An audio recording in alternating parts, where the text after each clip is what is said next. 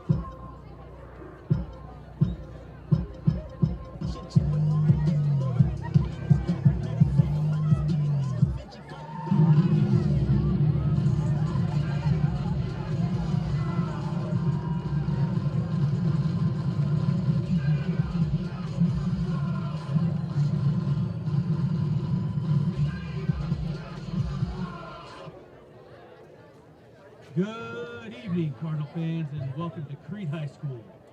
Tonight, we celebrate our 2025 football seniors, a group of young men who have shown tremendous dedication, leadership, and heart throughout their time as Cardinals. We thank them and their families for the countless hours spent on the field, in the weight room, and in the classroom, representing Crete with pride and passion. Please refer to your program for more information about these outstanding seniors. And now, number 1, Tristan Lindhoff.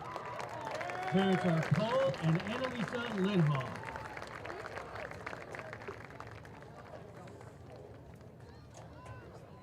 Number 4, Jonathan Zelaya Ventura, son of Siapa Ventura.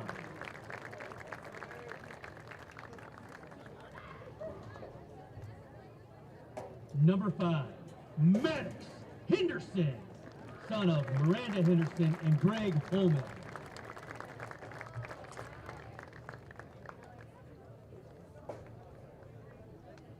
Number 10, Alexander Cuevas, son of Juan Carlos Gonzalez and Gisela Cuevas.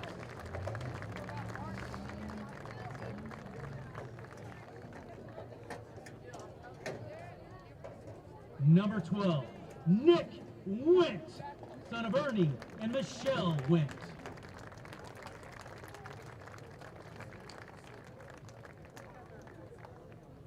And number 14, Josue Chino Perez Vicente, son of Norma Lopez and Florentine Perez.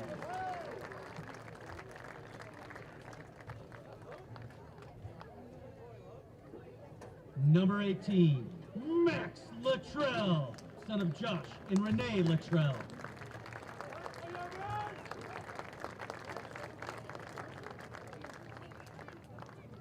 And number 21, Caden Carter Souders, son of Mike Souders and Amanda Nagengast.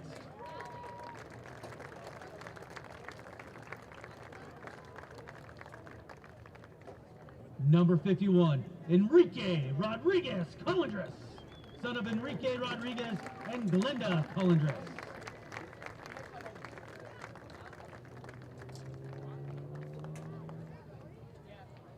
Number 52, Hunter Herefeld, son of Doug and Marcy Herfeld.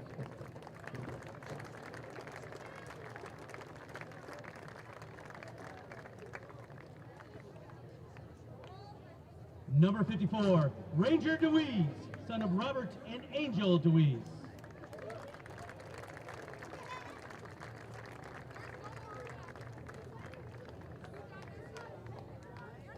Number 57, Hunter Ross, son of Troy and Darcy Ross.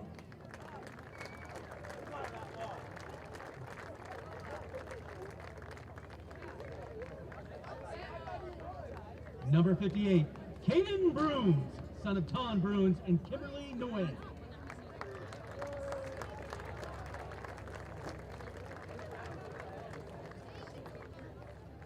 Number 61, Jose Ixon Vicente, son of Sarah Vicente Vicente.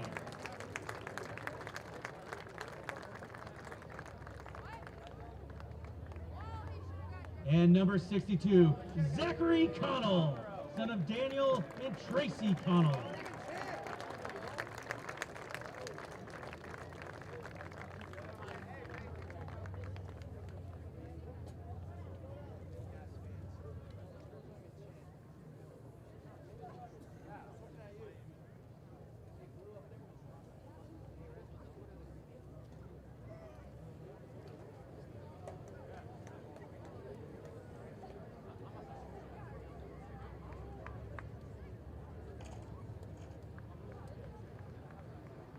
Let's have one more big round of applause for our 2025 Crete Cardinals football seniors. Thank you, seniors, for your dedication, teamwork, and leadership. You've set an incredible example for the players who follow in your footsteps. Once a Cardinal, always a Cardinal.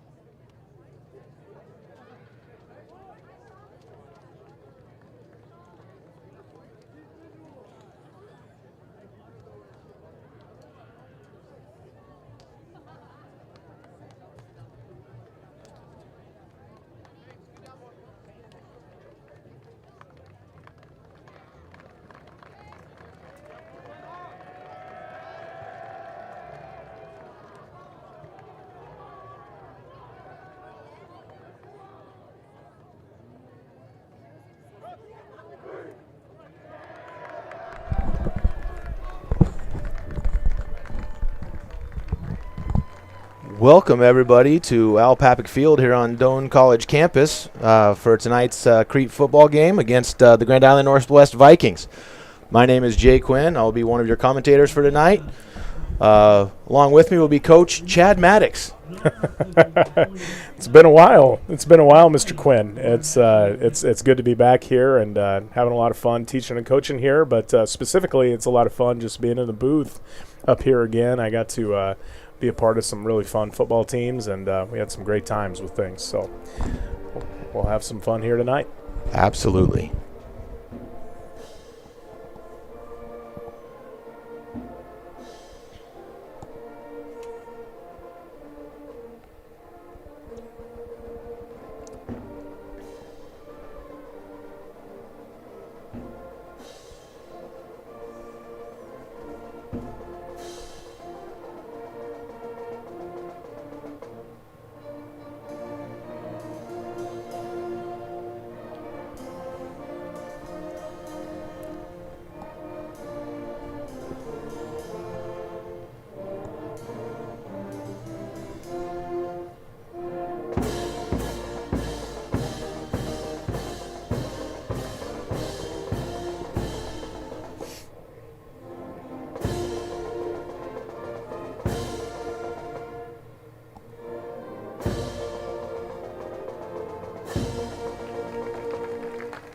Right.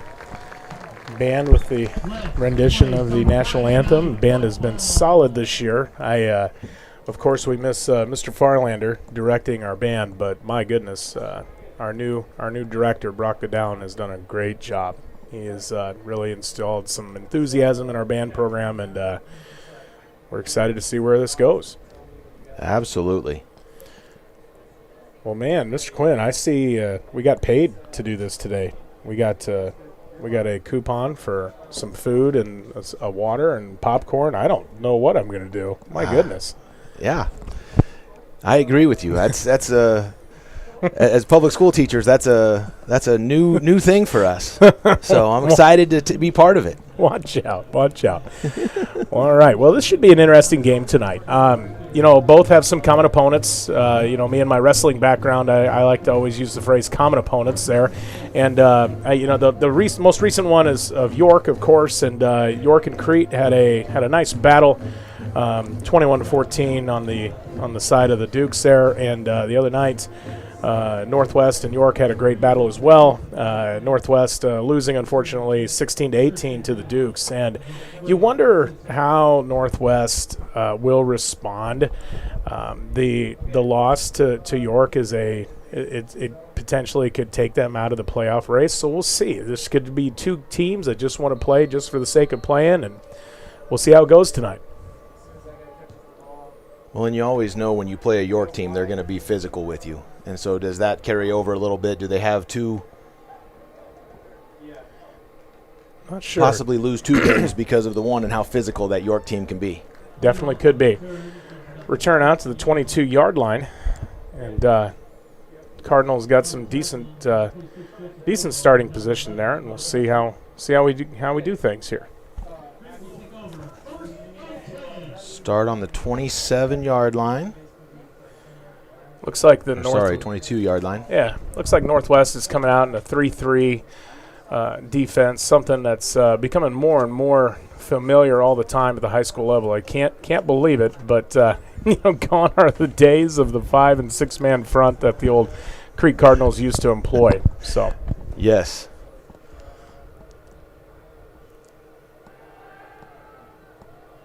Looking deep for Steyer. oh boy! And he makes the catch with the flag. Holy buckets! My goodness gracious! That, my friends, is a heck of a catch right there. I hope some people got some pictures of that, because that that was Sports Center worthy to start the game. Incredible. I like Coach Litt coming out and taking a shot right away. Put these guys on their heels a little bit, and why not? We have, this is senior night for the Crete Cardinals. Let's come out and let's be who we are. And we know the Went to Steyer connection this year has been a great one. Let's have some fun. Let's go. Let's send these boys out the right way. Well, and with 2 wins on the season, if we can pull out these last 2 games, we should have a shot at possibly continuing the season. No doubt. It's still there in front of us. Absolutely. And so this is exciting. What a way to start the game for the Cardinals.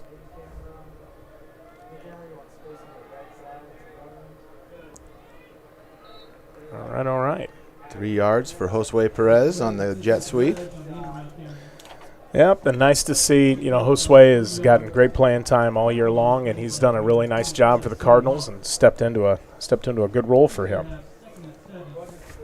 And he's just one of those kids around the building, too, that just, if we had a school full of Josue Perez's, our building would be a much better place. He's just a great kid. You're darn right. All right. Kind of far away here, trying to read some of the Northwest Viking numbers there on the old D line. Oh my goodness, I got a screen right in front of me that's going to help me with this. Good pass, pro. Yeah.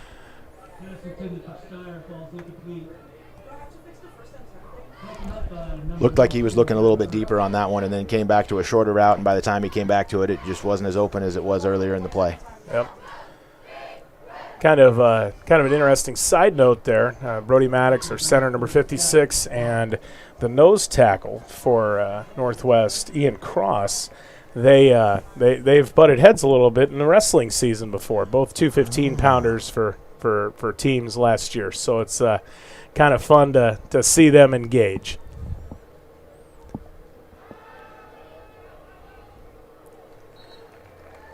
Looking through this first drive, we haven't seen a lot of push up the middle, so Brody's getting the best of it so far on this first drive. He's done just fine. I apologize for the bias there. It's that child is my son in some way, shape, or form. So there we go.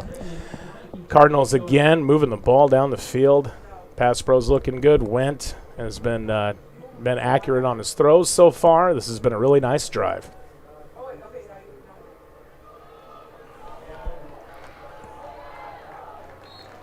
Oh boy! Run for a first down near the 15-yard line.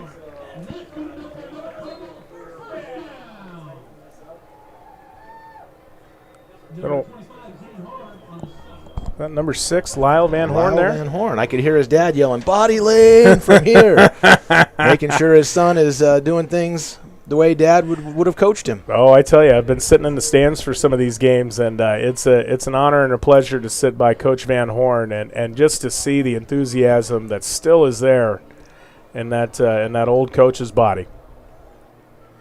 Another nice gain off the left-hand side there for Van Horn, running with some authority there. Great job. My goodness, 57. That was a great block there by old Hunter Ross. Just sealed his man. That was fantastic.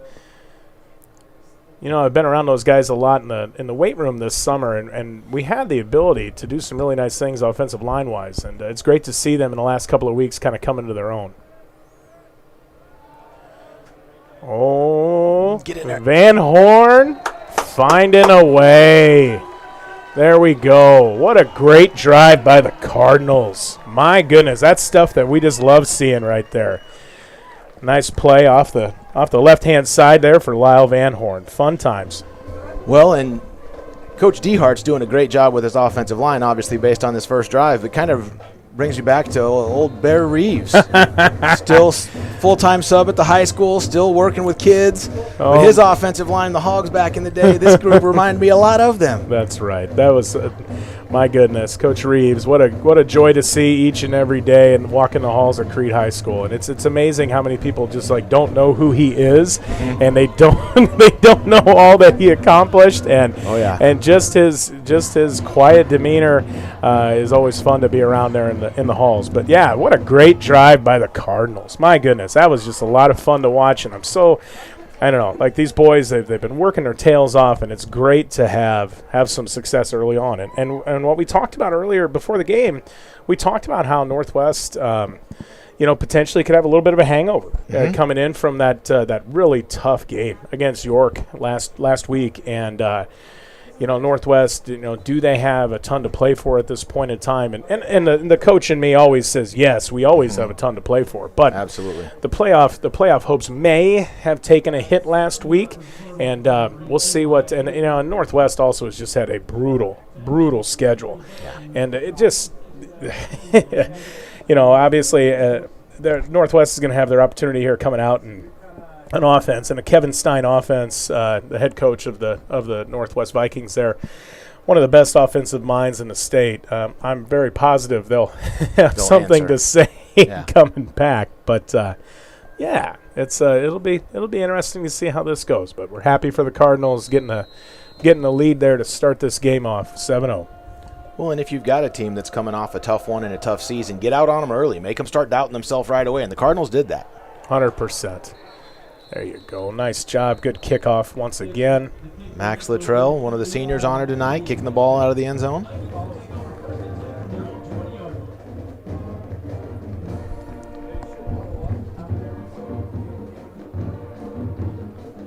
Speaking of Northwest, my goodness, listen to this schedule. They've played Scotts Bluff, and then they've played Bennington, they've played Aurora, they've played Seward, they've played York.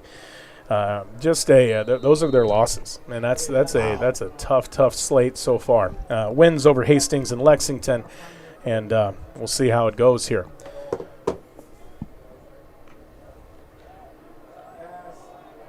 Oh my, almost. What a heck of a play by Lenhoff. What a great break on the ball. Yeah, sitting on that route. Oh, my goodness. That would have been a heck of a play. Still was. I mean, of course, the breakup there is great, but you just don't have too many chances at those pick six type plays. They don't come along very often. 100%.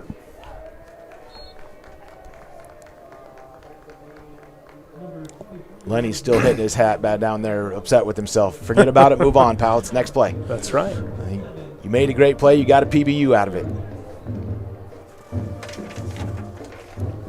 And you talked about the 3-3-5. They're the three-man front there, and obviously Crete. That's what we play here. Is that 3-3-5?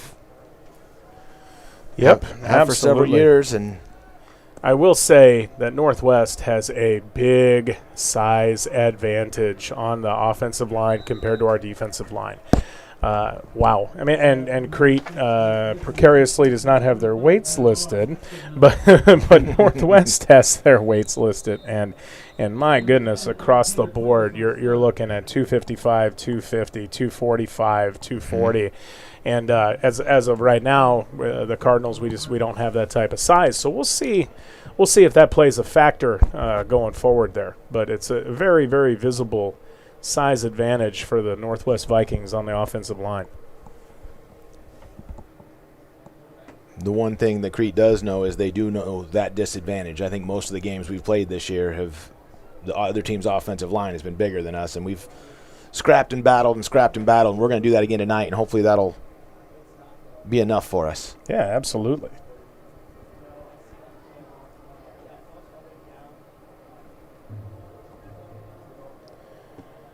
Current update on the Husker game, 0-0 tie, 11:30 left in the first quarter.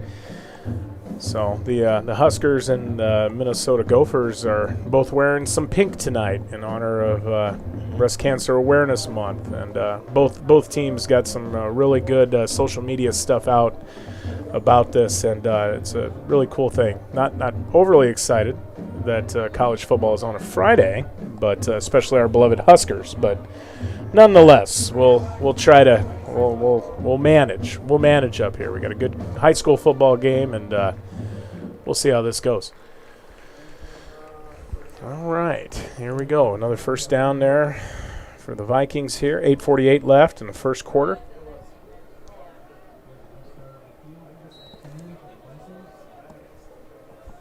Oh, and Tristan Lenhoff's got his shoes off. Looks like he rolled an ankle down there.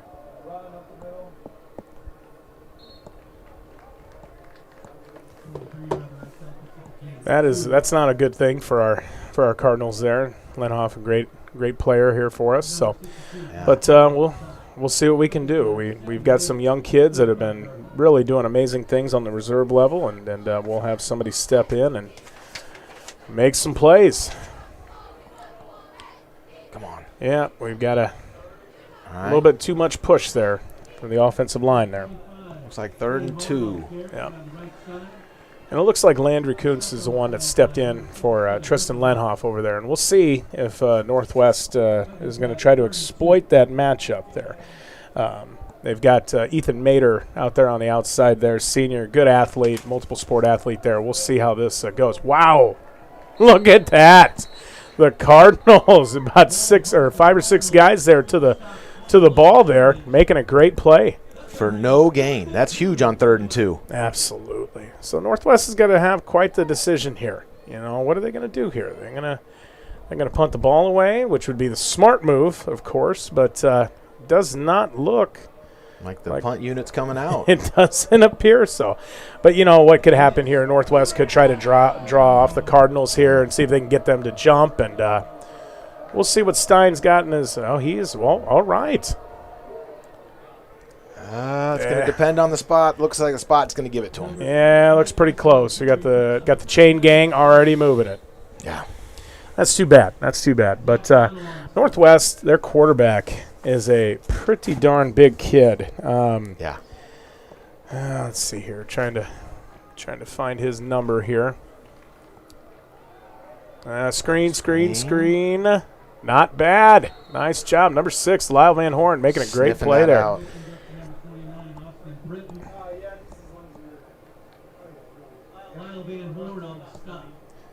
And if Lyle Van Horn doesn't make that play, there's another blocker to take care of the safety, and we could be in trouble there.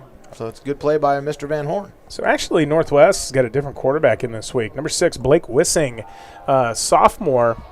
He is obviously got a lively arm there, and a pretty big kid, 6'3", 180 pounds. But Yeah, usually there at Northwest they've had another kid playing quarterback for them for quite a long time, and just not in the lineup today.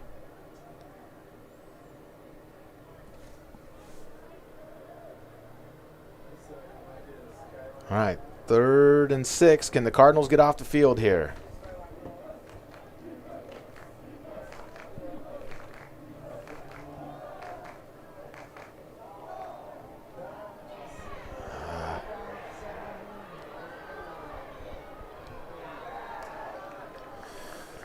Oh boy, number 29, Austin Britton. Nice catch and run there. And again, Vikings have 1st and 10 from the Cardinal 29-yard line. That's a long, short throw because there was a lot of east and west on that. Yep. Oh. There we go. Nice stick there. Enrique. Yep. Rodriguez. And I'll tell you what, that kid has done a nice job. Enrique, he has really turned a corner for the Crete Cardinal football team, and he is one of their senior leaders here, and has done a really nice job on the defensive side. There's absolutely no doubt about that. And big kid, one of the strongest kids that I have seen as far as a high school kid. I've been around for a while, and that kid is a very, very impressive weightlifter for sure. There we go. Incomplete pass there on number 15. Uh-oh. We've got a little extracurricular activities here. There is a flag on the play. Who will it be on?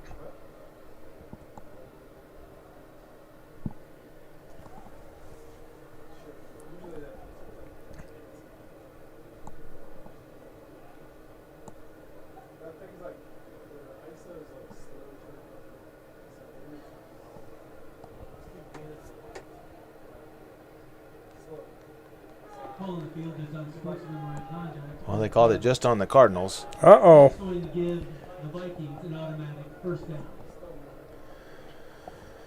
Don't know exactly who that is on.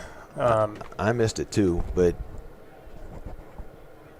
those situations, it's always the guy that retaliates that gets the flag. It always it's never is. the first guy. It's always the second guy. It always is, and that's where we just got to keep our cool. And kids are human; they're going to make mistakes, and we hope this one doesn't result in 7 points here for the Northwest Vikings.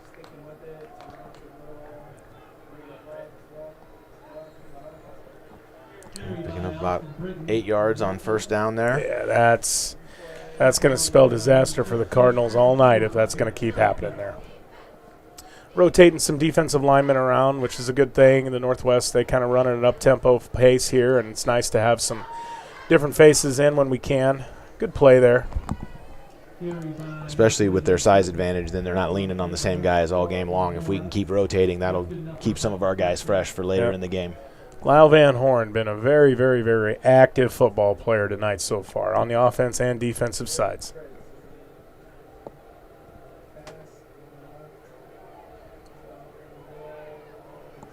Man, what a play. If that's inbounds, my goodness.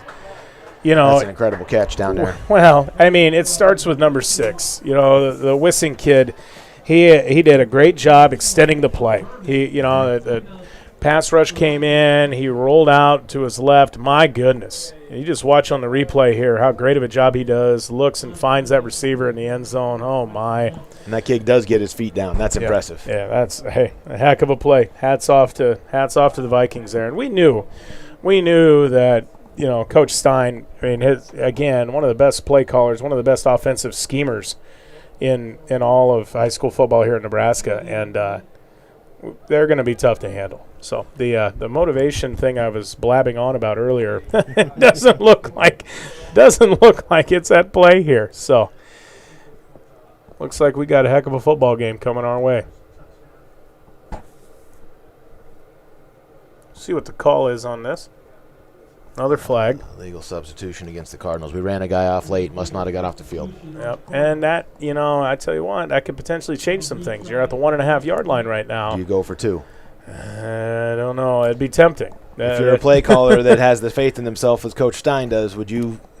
I would. I mean, it's a long football game, but, It's we'll see. They take the more educated approach here and kick the extra point, and they're through there, and we got a tie ball game. So both offenses look really good coming out the gate. Crete went right down the field, not in big chunks other than the very first play, but after that just continuously moved, and they moved down. We had them in 3rd and long a couple times. They converted. Yeah. Coming down the field, and then results in a touchdown for both teams to start the game. Now, who can make adjustments on the other guy and get out in front and maybe take a lead here? Yeah, it's going to be interesting to see how it goes. I also want to give a shout-out to our friend and former coworker, Scott Zimmerman. He's been chiming away here and on my phone here and messaging us. And, hey, just want to say we're glad that you've tuned in tonight, Scott, and we hope you're having a great weekend. And hopefully you enjoy the commentary out of Mr. Quinn and I tonight. Absolutely. Miss you, Zim. Hope you're having fun being a Leffler Lion. Still wish you were a Crete Cardinal. I miss you, bud. But shout out to you. Oh boy! All right. Well, my goodness, Quinn. We're only 5 minutes left in the first quarter here. Just when time flies when you're having fun. Amen. Man, I don't know why I didn't have this job earlier. My goodness. I don't know why somebody didn't hire me for the first couple of games. I'd had a great time up here. Quinn, I don't know. We're doing pretty good things. We'll see. I mean, it's only the first quarter, but one of the regular commentators did tell me that he thinks he's retiring, so maybe there'll be a slot open for you there, Mr. Maddox. We'll see. We'll see. I don't know. Well, we'll have to see if they can pay me more. If they keep giving me coupons for a water, I don't know if I can handle that. But if it's like a Coke or Dr. Pepper, maybe we can work that out. We'll see. I don't know. All right, kickoff return, kind of bobbled that a little bit. It's hard to get anything going when you bobble the kickoff return, and easier said than done, of course, I know. But Cardinals are going to start on the 17-yard line. I don't know. My math sometimes isn't that good. I don't know how much I paid attention in math classes back in high school in the 90s. So, but we'll see if I can count today. Oh, boy. Nice job there. Nice job. Well, I do know North Bend graduates are known for their math skills, so I'm sure you'll. Well, I don't know what we're known for, but regardless, it's allowed me to get a job twice here at Crete, so there we go. There you go. Great play by Steyer there on the catch, making sure looking that one all the way in. The DB looked like he had a play on it, but Steyer just wouldn't let him get to it.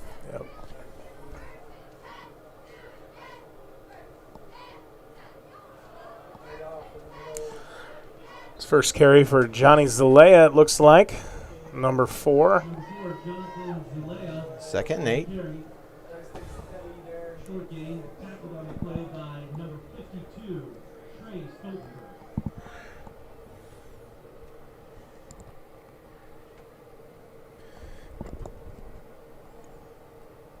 Waiting to get that play in.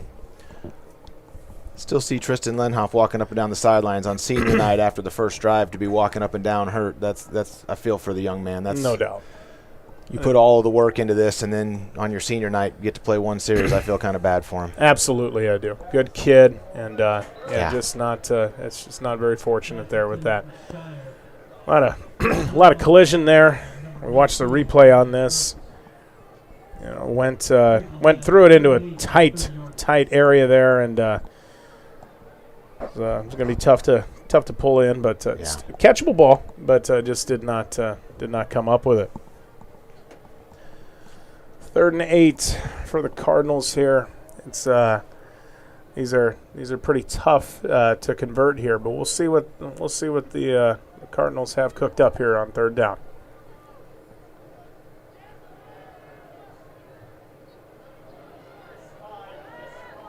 Oh.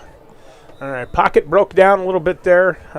Went with the scramble and gets about 6 yards on it. And 4th and 1 coming up. Maybe 7 yards out of that. Oh, boy. It's a dangerous spot on the field. I wonder if we're going to have Litchell be a little bit of a gambler tonight, and we'll see how this goes here. Or is this like you talked about last time? Do we try and draw them off sides and hope we can get a first down that way? There's a whole lot of football game left. I don't think you want to give Northwest a short field, in my opinion. But I don't know what I know anymore. But my hope is we either find a way to convert or get Northwest to draw off.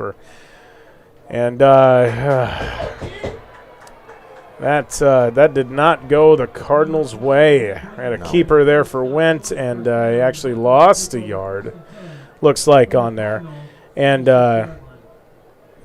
just a tough one there. It looks like they were trying to move our center up to get a backer there, and the right guard was supposed to pick up that nose guard, and the nose guard kind of blew up some things there. Did not look good. So, all right. Well, here we go. We'll see what the old Cardinals got on defense here.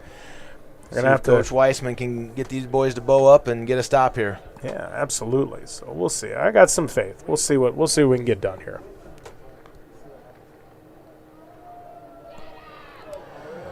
Oh, Hans Patel saved a touchdown there. That is not at our safety. Not that good there. Still zeros in the Nebraska-Minnesota game, and 6:42 left in the first quarter. Man, my goodness. Oh, boy. Oh, darn it. I thought we had that. Yeah, I thought we did too. Oh, boy. We'll watch the replay here. That'll be a loss of 5 yards, bringing up 2nd and 15 for the Vikings. Which is, it's great that we've got the loss there. And I tell you, it's like Northwest, they run plays so fast that can't even see the replay up here in the booth. My goodness. Oh, that is not good. And that is a touchdown for the Northwest Vikings.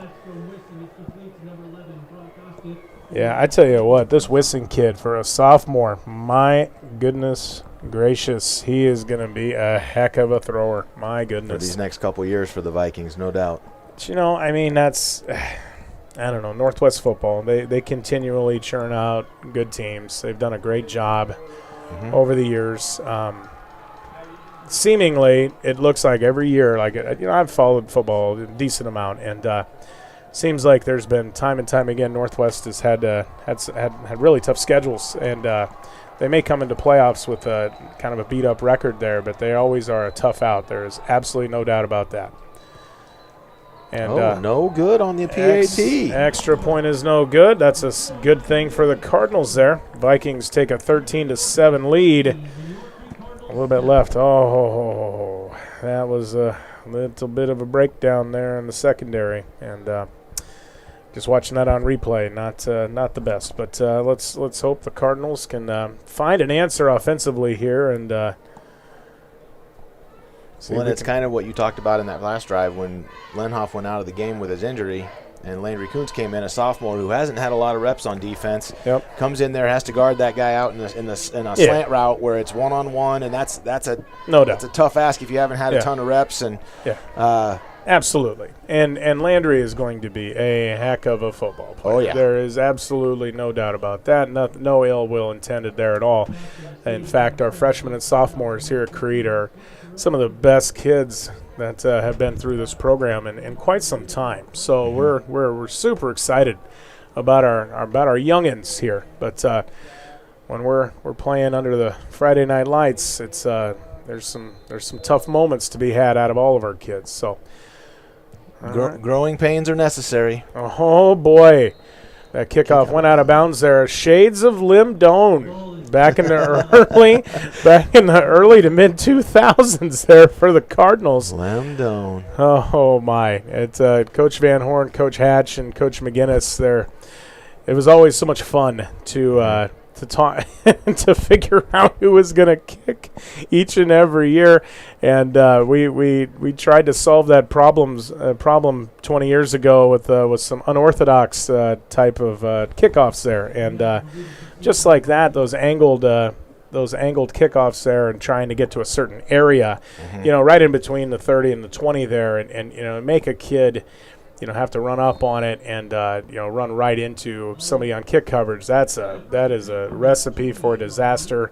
Saw time and time again recovering the ball on kickoff because of a greatly placed kick. So good strategy there. Just didn't work out exactly for Northwest.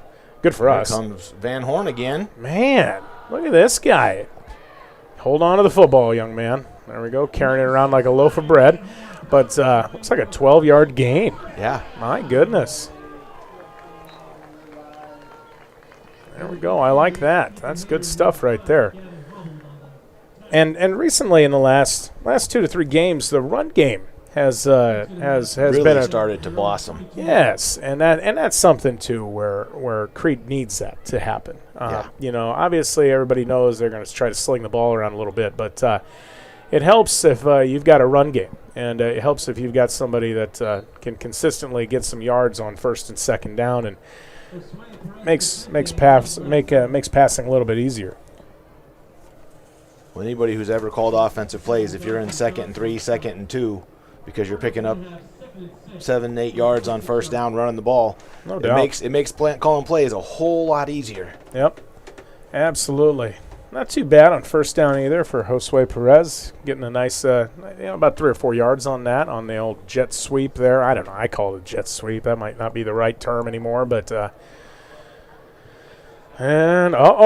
trick play, unbelievable. Fine Steyer. Good run. Hey.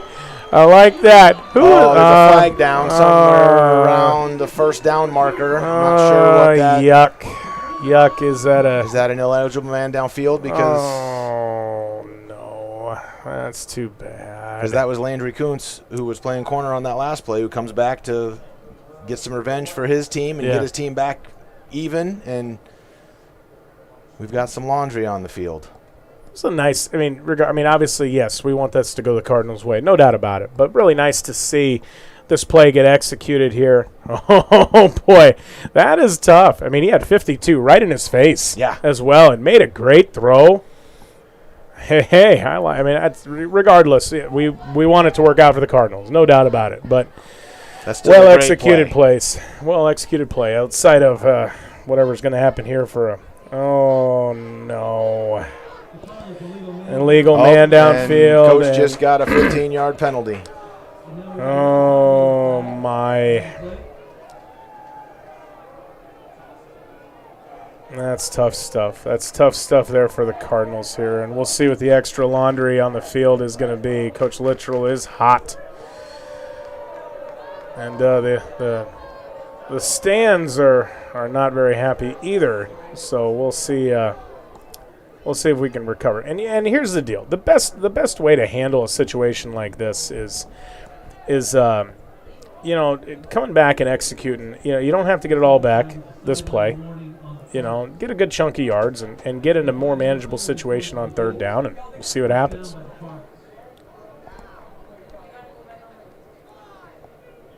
I don't know when Coach Littrell's going to let this one go. Maybe I don't know either. Maybe our white hat will we'll get this to calm down here. I understand how he feels a little bit. I've been on the sidelines with a couple of different coaches where a play like that happens and there's a missed call by a referee that they think they saw something, then it ends up costing us a game. I remember down in Beatrice one year, cost us a game where we showed them the formation afterwards, and they're like, yeah, that's not a penalty. Yeah, you took the game out of our hands because we scored on that play. Yep. And so I understand coach's frustration. No doubt. But we've got to move on to the next play because it's not going to go backwards. Correct. It's time to move on. So.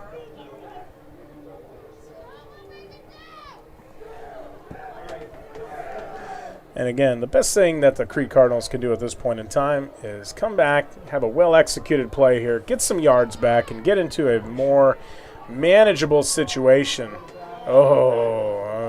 That's not what I was talking about. Yeah. But, the draw play, good in theory, of course, but just did not work out. And it's a play we've executed really well all year at all levels. The younger groups, this group has used that play very well. Yeah.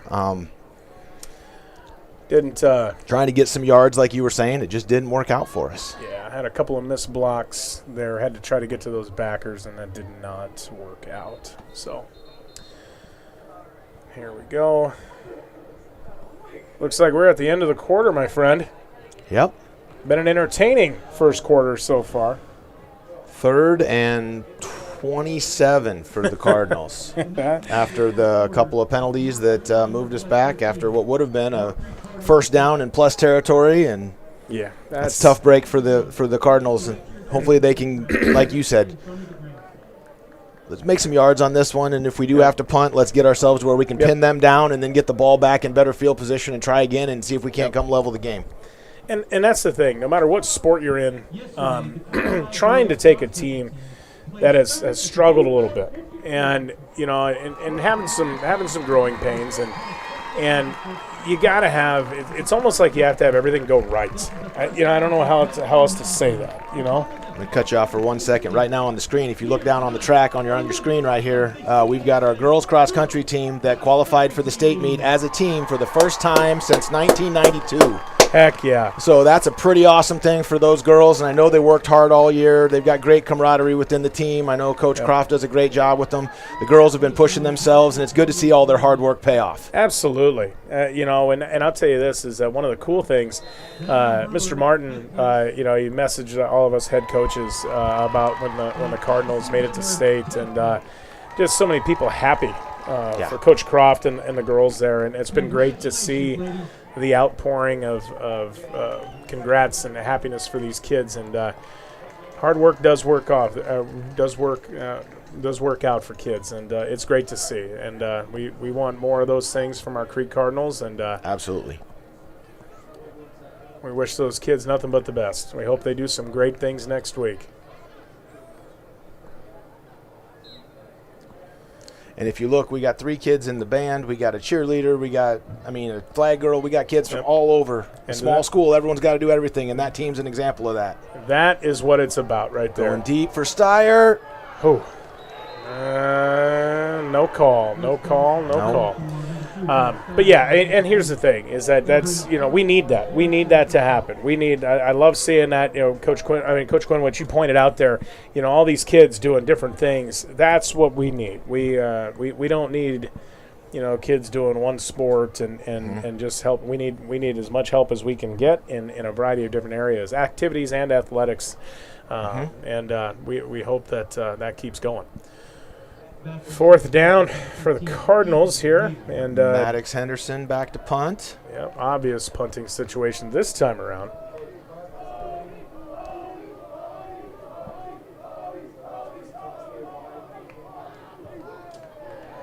Nice punt. That's a high up in the air. That is takes a Cardinal bounce. That is a heck of a punt. There we go. What a great job inside the 20.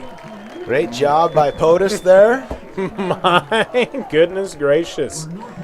Yeah, you're going to talk about a way to switch the field there. My goodness. You're talking about a 50-yard plus punt there. So, well, and a kid, when something bad happened, a kid comes out and makes a play. Protection gets him good protection. He gets a good punt off.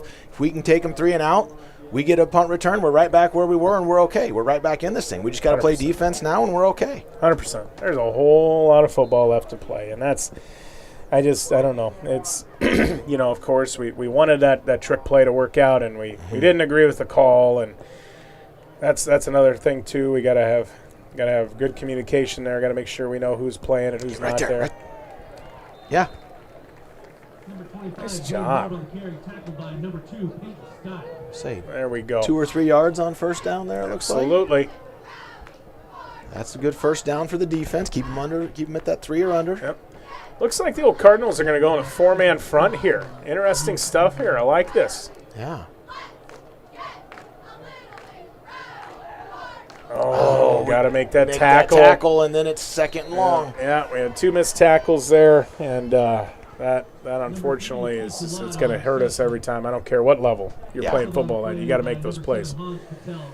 By the way, looks like our beloved Huskers are up 3-0 at the end of the first quarter over the Minnesota Golden Gophers. So we'll take it. Win the first quarter, and I'll go win the second quarter. All right. It's the same play the other way. Oh, what do we have did we here? Lose the ball? That they did lose the ball. They did lose the ball. To me, waiting for an official to signal. We'll see what's going to happen here. That's Cardinal ball. That's Cardinal ball. All right. There we go. We can get the replay on this, and Here we go. Let's watch this, Mr. Quinn. Okay. Oh, good number play. 10. And then number 10 with the hit from the back. And then who do we have? Number 3? That's Landry Coons. Man, we've been Alex Cuevas, one of our seniors, forces the fumble. King Cuevas. Homecoming King Alex Cuevas. There you go. Oh, yeah. I like it. Another one of those kids, though, that, like, if we had a building full of them, our school would be a great place. Yep. And again, like me coming back to this place, he's Alex Cuevas, one of the hardest working kids in the weight room too, and just a joy to be around. And he's a kid that you root for no matter what. Oh boy, is it A-Pod time? A-Pod was just got the carry. Couldn't find any room off the right side. But A-Pod Say, a freshman, who's had some really big runs with that younger group. Yeah. That kid's got a bright future. There is no doubt about it. And he's, as a teacher of his, hard-working kid, wants to do well, but just a really likable kid. Three-sport athlete. He's gonna be a guy that we're gonna have to make sure we know how to say his name going forward for the next 4 years. I'll tell you that. Nice play. Good, Lyle. Hitting our back out of the backfield there. There we go. Turning 2nd and 11 into 3rd and 6. Yeah, we'll take that. But, that's the thing. That's a positive play. Yeah. Those are things that we need to have happen there. Well, because 3rd and 7 is 2nd and 12 to 3rd and 7, it doesn't seem like it's only 5 yards, but when you're calling plays, trying to only get 7 yards is a heck of a lot better than trying to pick up 12. No doubt. Not to sound too much like Captain Obvious there, but oh boy, do we have some option football there? we just did. We need a little bit more spacing from Johnny on that. We were a little too close together, but I like the idea. Yeah, I don't think I've seen that this year out of the Cardinals. I mean, maybe we have. He just needed a little more spacing there. I think if he was about a yard or two, a little bit more to the right, I think he might have still been running. So. Yeah. We'll see here. We'll see. Obviously, a little bit too far for a field goal, but a little bit too close to punt. Yeah, so you got to go for it here, but manageable. I mean, this is a manageable 4th down. I mean, you're looking at 4th and a long 4.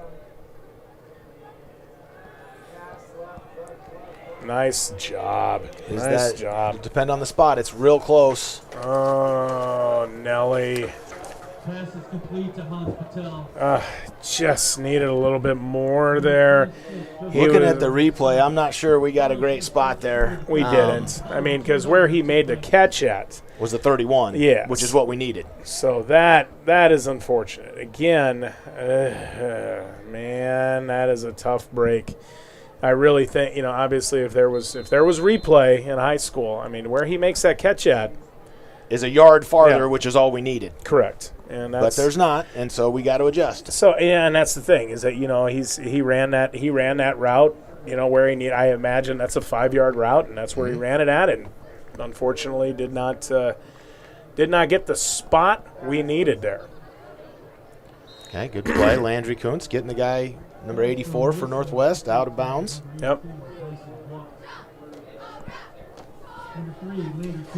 What's interesting is that both teams, now we've talked a lot about Crete and their youth movement, so to speak. And, a lot of the skill positions. There we go. That's good nice defense. Stuff, look at all the hats to the ball there. Yeah, that was good stuff. Zach Connell, great to see him have a nice play here. Boom. Well, and nice, yeah. Look at our whole D line there. Brody Maddox and Hunter Ross, along with Connell there on that play. Things. And again, good kids, hard workers in the weight room. You want to see positive things happen for them, but they're doing some nice things there. But my original point I was going back to, I was saying, oh man, oh yuck. Get there. Oh, thank goodness, because he had him beat. Oh boy. Sometimes the ball doesn't lie. We were right there, and then they go 3 and out. Yep. After that, sometimes the ball, on a catchable ball, great throw by the young lefty. Yep. And hit the guy in the hands, but Yeah. Like I said, sometimes the ball doesn't lie. We get a bad spot. It's part of the Yep. game. Cardinals bounced it back. They bowed up, Yep. got the 3 and out, even with a little luck. Yeah, it's Northwest has got a lot of young kids playing too. I tell you, I've been impressed with their young skill kids for sure. And that sophomore quarterback from Northwest, he is going to be a good one. There is no doubt about it.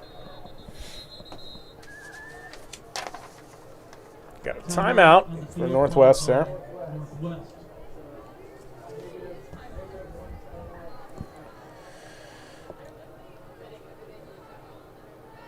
Gives me a chance to check out one of my daughter's club softball teams. My goodness, already playing club softball. Can you believe it? I'm going to say the softball season just ended last week. High school season ended. Yeah, High school for us, but no, we've got kids playing all the time. So and that's whether we like it or not. That's kind of the nature of the beast anymore, as far as sport goes. And so getting to watch my son play football, and through modern technology, getting to watch my daughter play softball. So all at the same time. Heck yeah. When I know our softball team didn't make it to the state tournament, which was the goal. Yeah. But they still had a really good year. Absolutely. I mean, a really good year with a lot of stuff coming back and a lot of stuff to be hopeful for. Coach Griffin, you guys got it going. No doubt. We're going the right direction. Just got to keep her going now. 100%. I mean, 26-8, and you lose in that B7 district with Norris, and and that's just tough. And we just we won the first game and lost the next two, but all 3 games hard fought. No real place to point out. We should have done this, should have done that. That wasn't the case. And those kids are great kids. Coach Griffin, it's been an honor to work with her. She one of the best softball coaches around, in my opinion, and doesn't get enough credit for her game planning and just her character building exercises she does with these kids, and just the attention to detail that coach has. It's amazing. So a lot of good things in store for the Cardinals next year in softball. So all right, my goodness, man, A-Quad again. Number 29, Well, That kid's got to a finish burst. up some stuff with softball. I know she kind of came in with a bit of a big shadow with Coach Carr's success here. Yep. For a guy who's not real tall, he left a big shadow. Yeah. But she's working out of it because, like, her game planning, like you said, and the way she's got those girls playing, she's doing a lot of great things. Yep, super talented coach. One of the best around. There's absolutely no doubt about it. Great person, great example for our girls. Mother of 4.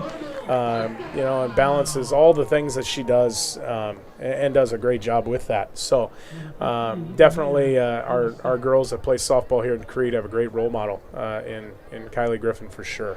And we've got some good things going, and we're not done yet. We got real close and just wasn't quite what we needed to be, but I got a hunch we'll be right back in the mix of things next year. Ho ho ho ho! Well, and you talked about the running game on that first drive looking good. A-Quad Say comes in and has 2 runs for almost 20 yards, and then we run a boot play, hit Steyer across the middle. Absolutely. Big chunk, and now we're knocking on the door again. No doubt. It's been a lot of fun to watch the Crete offense work tonight. Done some really nice things. New wrinkles. Yeah. After watching a lot of their games this year, watching all their games this year, even making the trip out to Scotts Bluff, and I've watched a lot of their games and impressed offensively with them, and it's been nice to see some new wrinkles. And again, I think the biggest difference, we got a little one-dimensional in about the mid part of the year, but now we're looking like we can run the ball a little bit more, and some different factors at play in the run game, and with some different types of running backs. All 3 of them that carry the ball, whether it's Lyle Van Horn or Johnny Zalea or A-Quad Say, they're different. None of them are the same type of back, and it's just fun to watch all 3 of them. Yeah. carry the football. Oh, boy. Hey, hey, hey, hey, hey. Look at that. Went to Steyer. That's a familiar phrase there. And because of that missed PAT on their last touchdown, just make the PAT here, and we're back in the lead in the second quarter. Heck yeah. Great drive. Fun to watch our play callers here dial up some different things offensively here. Coach Jack Shadley, our offensive coordinator here, doing a great job with the Cardinals. And looks like we got an extra point through. Cardinals have taken the lead. And now we're entering, well, not quite. I guess we're 6:11 left in the game, or the half. Yeah. But we're getting close to that kind of middle portion where can you can you close out the first half and then start the second half. More and more you hear coaches talk about that middle 8. Yep. The last 4 minutes and the first 4 minutes, can we make some hay there and try and get some momentum that then leads to some good things happening? And we got the momentum right now with 6:11 to go. Can we keep it the rest of this half and just win the half? Oh, my. I hate to be the bearer of bad news, but it looks like Minnesota has taken a little bit of a lead there on the old Huskers there. 7-3 over the Huskers, and we'll see if Nebraska's got an answer back for them. Well, as long as they're within one touchdown going into the fourth, that's kind of been their MO. As long as they're right there going into the fourth, they'll find a way. Well, and I tell you, I'm still snake bitten, from being a Nebraska fan for so many years. But we're 5-1, and can we? It's almost like we're taking it as a given. Oh, we're going to get to 6 wins. I'm like, I still don't feel that way. Nope. It's like, let's find a way to get to 6 wins, boys. Can we do this? So, I definitely was a little worried about this Minnesota game here tonight, and obviously we knew it was going to be a tough football game, and hopefully the Huskers can get some things going offensively. Well, just like road games in any level of football, Division I in the Big Ten is no different. If you're going to go play at Minnesota on a Friday night, you're going to have a tough game. 100%. And I read somewhere, or I was actually talking to my cousin who lives up there, and all their high school games were played last night. There is no high school football right now in Minnesota tonight because of the Husker and Gopher game, so that all of the people can be at the Gopher game and not have to miss high school football. Wow. That is a crazy thing. That's awesome. Come on. Got to make that play. There we go. Nice job, boys. Enrique Rodriguez on the tackle. Yep. I really like this switch to the 4-man D line, and I know that Ranger Duias, he kind of ran by him a little bit there, but he was able to make that running back bounce a little bit to the outside where he had help, and some good things happened there.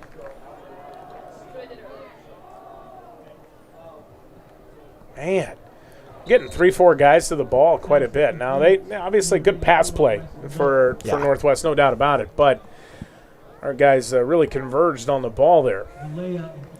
And those are hard in that I know we're running a 4-man line, but we're still running kind of a cover 3 look on the back end, and that's hard to have that guy in the flats all the way outside the numbers like that. Correct. That's a long run for that flat defender. Correct. And number 84 for the Northwest just sat down in that spot, and that's just a good play by them. No doubt. And that's, again, they're Northwest coached extremely well, has some good athletes playing football. It's oh boy, there we go. Nice play there. There we go. I think I know that kid. Zach Connell and one Brody Maddox. Yeah. He's getting there. It's been kind of fun. Obviously having him come here and play some football.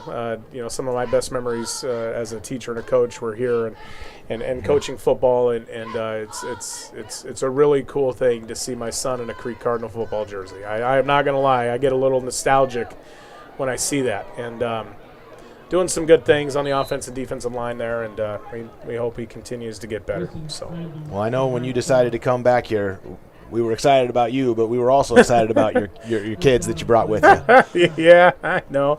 I tell you, I think the only thing that York misses about me is my kids. So I don't know if I said that. I bet that's not 100% true. But, I think that there's a lot of truth to that. And, yeah, I mean, and that's we've, our kids are doing some nice things here and have been, oh, boy. Did we say that again? I think we did. Yeah, there we go. Enrique and Brody Maddox combined on a stop on a 3rd and 2. That's a huge play. Now it's fourth and 3. Huge play. So let's watch this here on the replay here. Okay. Again, this switch here. All right. Brody sheds his blocker and then does a great job using his hands. Enrique is stunting in there. Great Fourth job. down. Here we go. Can we get another one? I tell you. Check with me. Will Stein, what's he going to do here? What's he going to do? The old gambler. Is he going to just try to get these guys to jump off sides? He's running it. And they make it. They got a lot of faith in their quarterback. There's no doubt about it. And, hey, 6'3", 180-pound kid. He's doing a good job. And there wasn't a ton of room there for him, but he just, didn't need a ton of yards to get. So, again, Northwest executes on 4th down, makes a play, and see what we can do here. Well, all right. 4 yards on 1st down. It's a little much, but we're still okay. 2nd down. Let's. Hunter Ross a little slow to get up there. Let's see if we can get him checked out. There we go. Again, I can't say enough about some of these Crete Cardinal football players. There's so many of these kids are just great humans, and they've been a lot of fun to be around. Again, the results necessarily haven't been exactly where we want them to be on the varsity side, but I feel very fortunate that my son gets to play in this program and just the character building and just the different types of things that are happening. And not saying it wasn't happening before, of course, but just some really positive things that are going on behind the scenes with Crete Cardinal football that not everybody's aware of at this point, and they're going to pay off.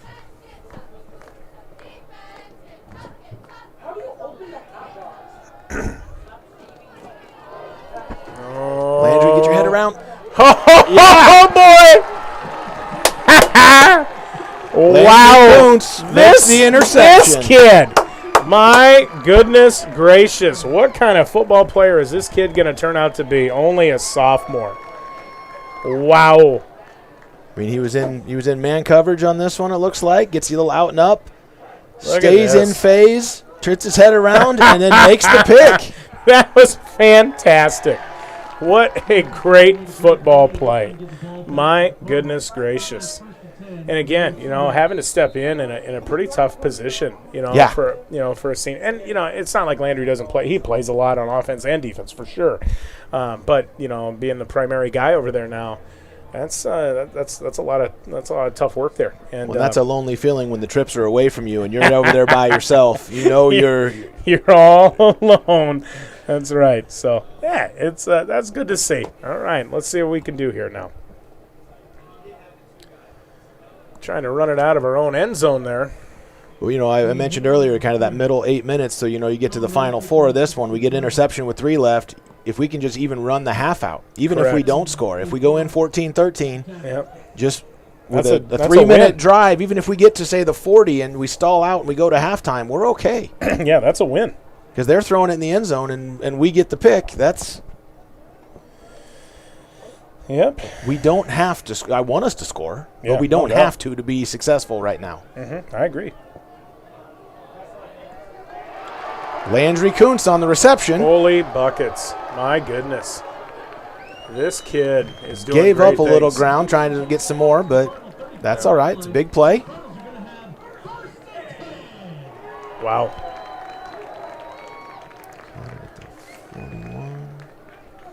And again, do we want to keep attacking? Of course we do. Okay, because no lead's safe. We understand. Oh that. yeah, But, it's the first half.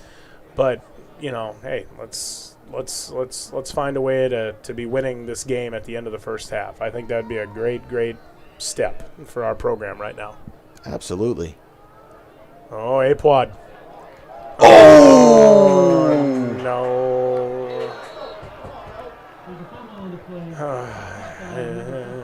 And I I know Coach Shadley was just talking with him about ball security on the sideline a few minutes ago. I was watching him talk to him about making sure of how he holds the ball, and there's a coach waiting for him right there to coach him up again. That's one of the things about this coaching staff is there's a lot of guys down there that care about these kids and care about this program. And even when our kids make mistakes and they need to be coached up, they're right there to do it, and that's a good thing. Yep, that was unfortunate, and gives the ball back to the Vikings on the 38-yard line, and oh boy, look at that. Caden Souders, what a great play right there. Good for by that the senior. Guy. Good for that guy, finding a way to make a play when we need it. Behind the line of scrimmage by number 21, Caden Souders. I mean, one of those times where he just blitzed right into it. Yep. And it worked out great. No doubt, no doubt. Brings up 2nd and 15 for Northwest.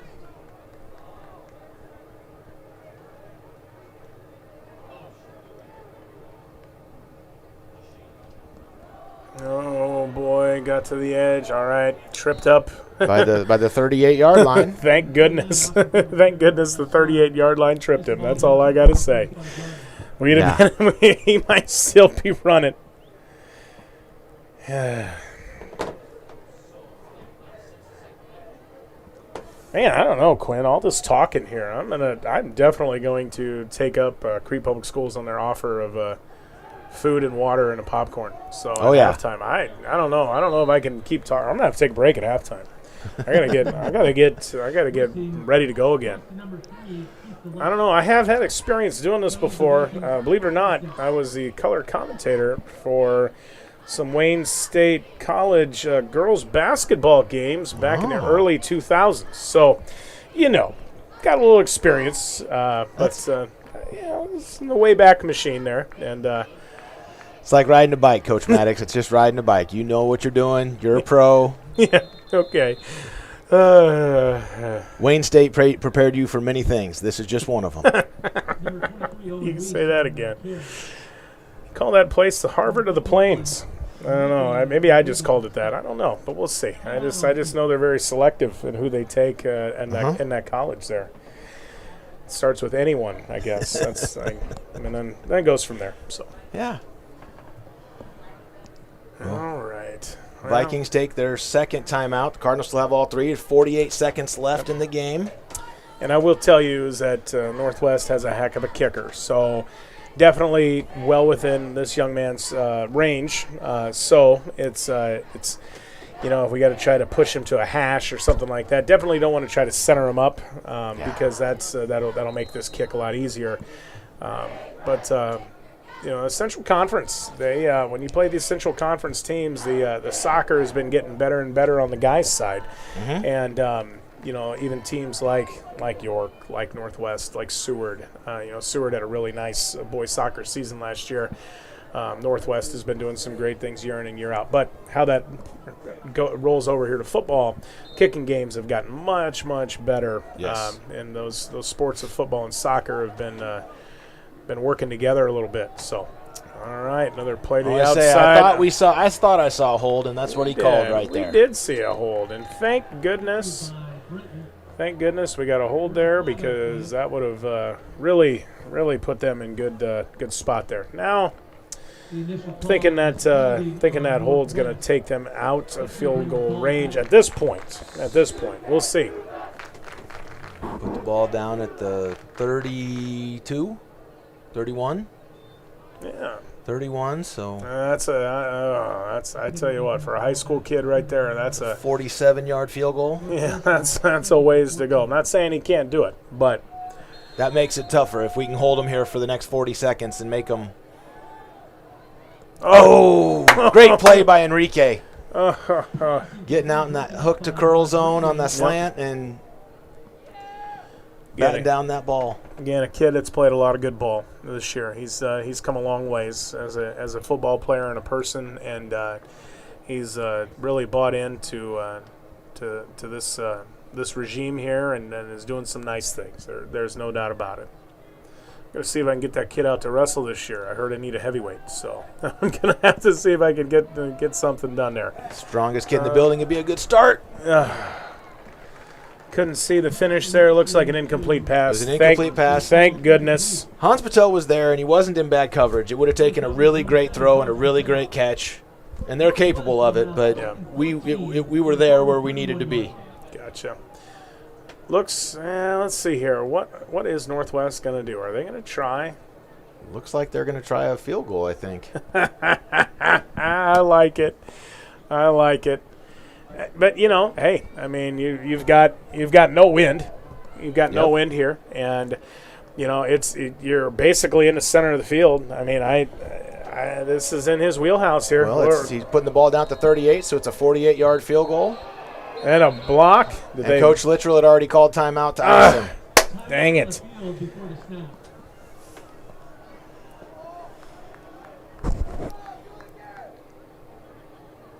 Looked like number 54 busted through and blocked the field goal. Ranger.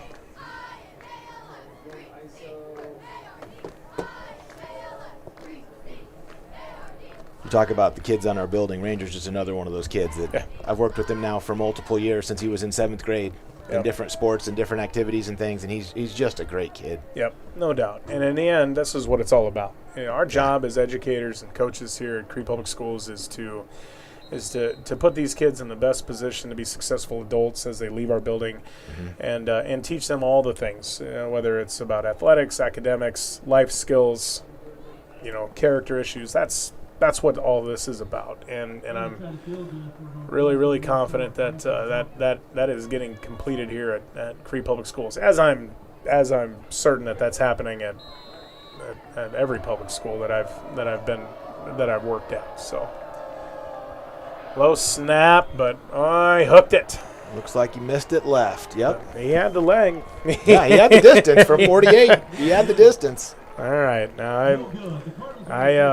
Now, if you're Coach Litt, what do you do with 26 seconds? You got the lead. I take the knee. Do you take a knee and you go in with the lead, or do you throw one to the end zone? Well, I mean, okay. I mean, you got a senior quarterback. You've got tall receivers. Yep. And you got Steyer, who's been a great receiver all year.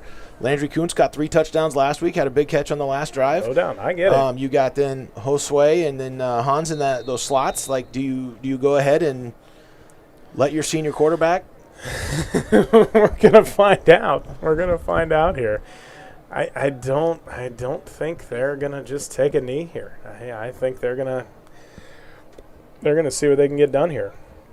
Well, they do have 3 timeouts in 26 seconds, and they've got a field goal kicker of their own. If they can get some big yards on first down, well, I'll be. Which we're gonna get called for a hold here on. Yep.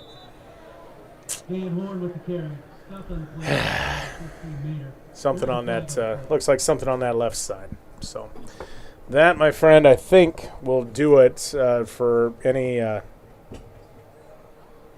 aspirations we had of trying to move down the field. But with that delayed handoff there, I don't know necessarily if they were going to try to do anything either. So. Well, but that would have put them at about the 35, 36-ish. Call a timeout with 19 seconds. You throw one down, and who knows? Maybe you do get a field goal out of it. Yeah, maybe. We'll see. Let's see here. Looks like we're taking a knee going into halftime. Well, hey, we won the first half, Coach. I like it. Been an entertaining first half, for sure. A lot of offensive fireworks, some nice defensive plays as well, and some defensive stops that have been big. Yeah, and I think Mr. Quinn and I have said about all we need to say for the first half, and we'll just let the band take over this half. We'll see you in the second half.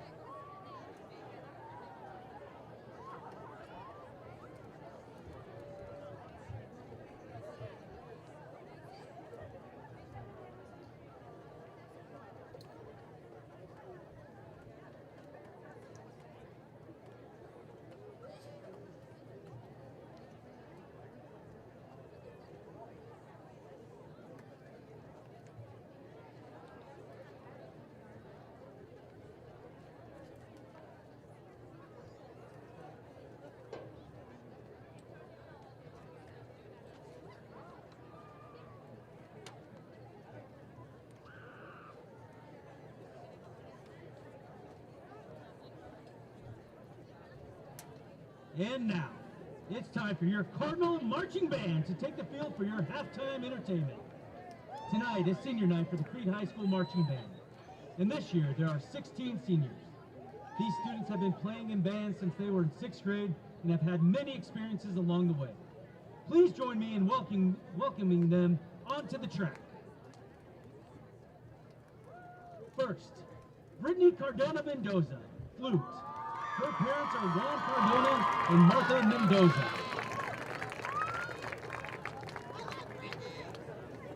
Grace Clovette, French horn. Her parents are Allison and David Clovette.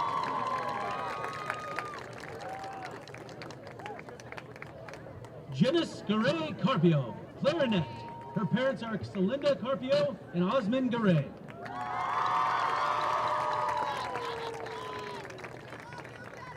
Cadence Heyman, trombone. Her parents is Jennifer Heyman.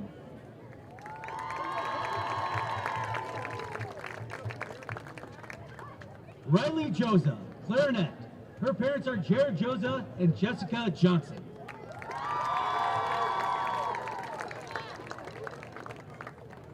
Evan Keller, tenor saxophone. His parents are Andrea and Kirk Keller.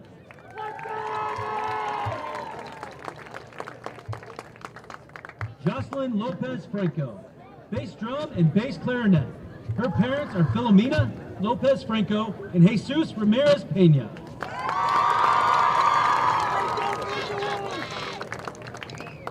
Katie Lopez Mejia, clarinet. Her parent is Myrna Mejia.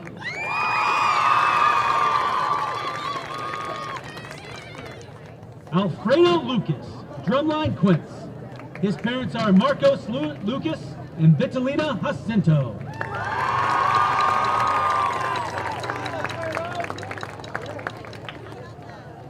Eliza Molina, clarinet. Her parents are Jenny and Marco Molina.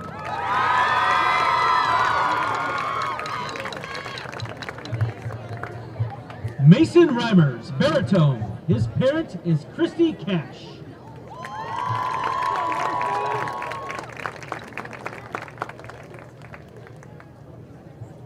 Angie Ruedas Aviles, flute. Her parent is Maria Aviles.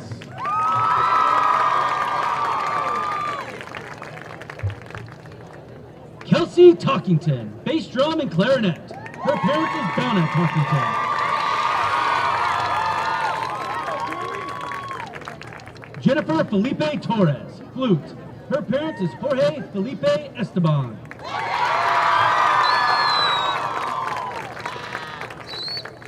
Madeline Trujillo, flute. Her parents are Gerardo and Karina Trujillo.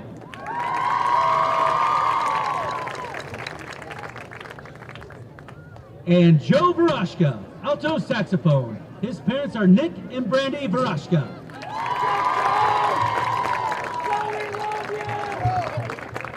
Seniors, thank you for your time, dedication, and service to the Crete Band program. Thank you. To open our halftime show, we present a smash hit from the year 2003. Recorded by the Black Eyed Peas, this is Let's Get It Started.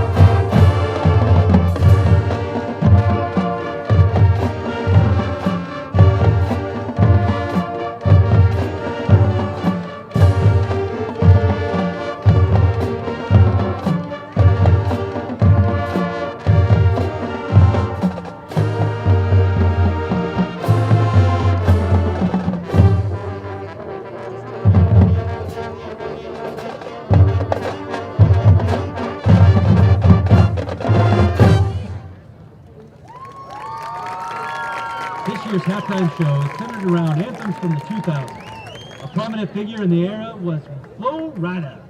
He is known for his songs Low, Good Feeling, and more recently, My House. Reaching #1 in the Billboard Hot 100 in 2009, here is Right Round.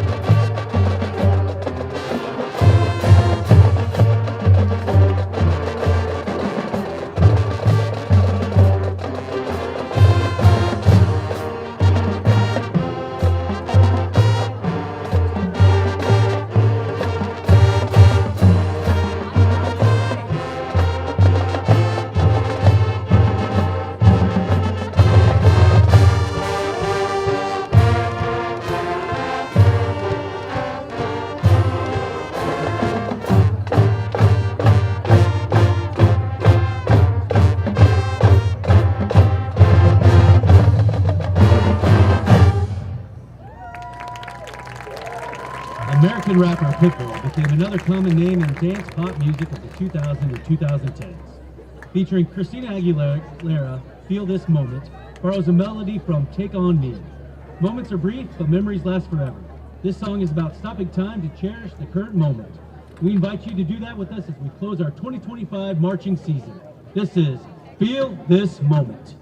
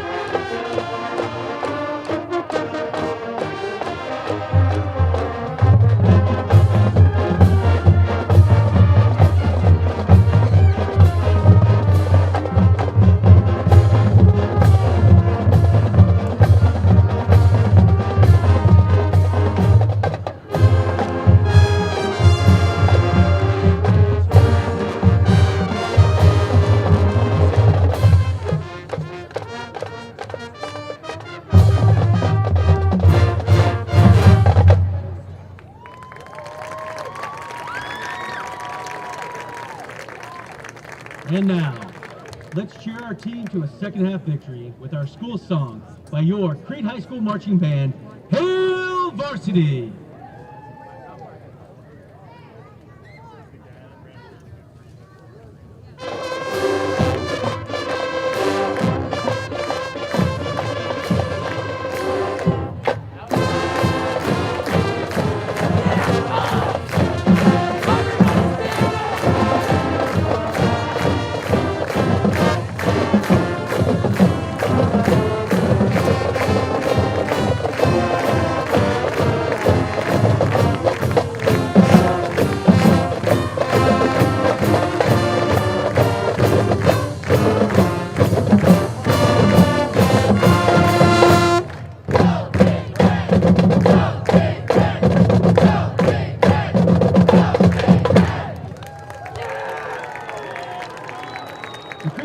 band is led by drum majors Emma Johnson and Emma Faltine, and color guard captain Kira Showalter. This year, our drum line was instructed by Bennett Jandrew, and our color guard was instructed by Crete High School alum Reagan Colbo. The directors of the Crete High School Band are Brock Godown and Janine Anderson. As always, thank you for your support of the Crete Band program.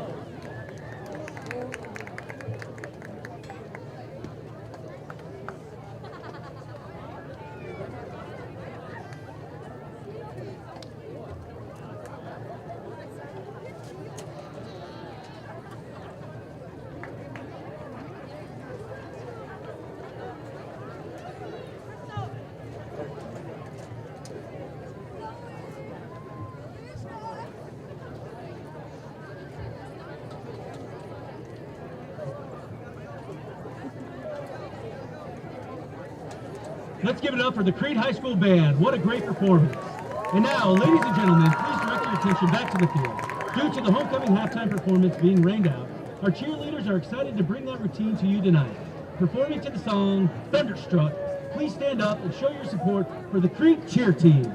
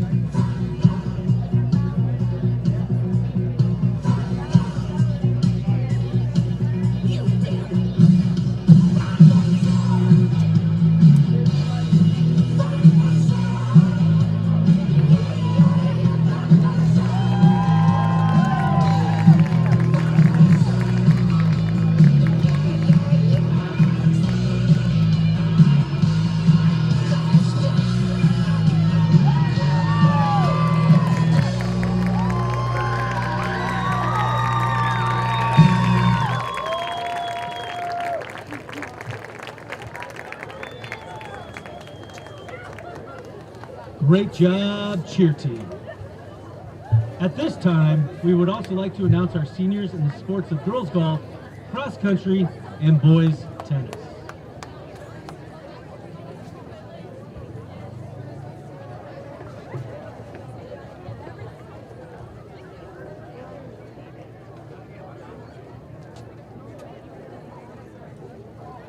We will start with boys tennis.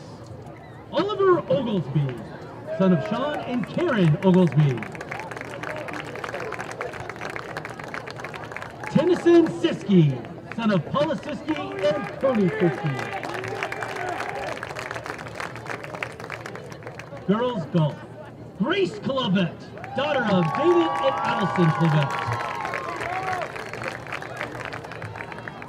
Lauren Krause, daughter of Grant and Donna Krause. Cross country. Colette Andelt, daughter of Darren and Valerie Andelt. Maria Isabel Linares Chavez, daughter of Ron and Laura Linares. And Owen Hesser, son of Kate and Jason Hesser.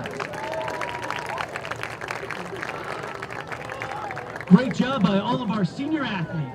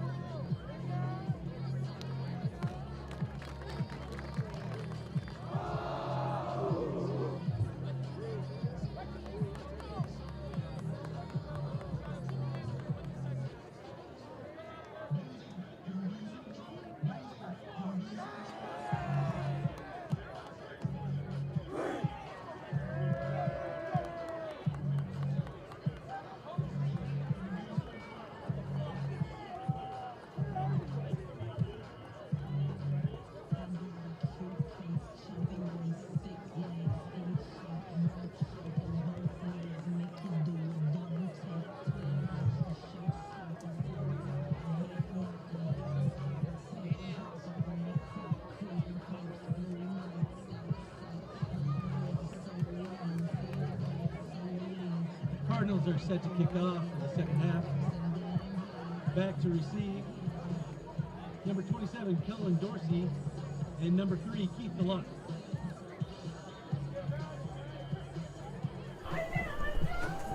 Oh, boy.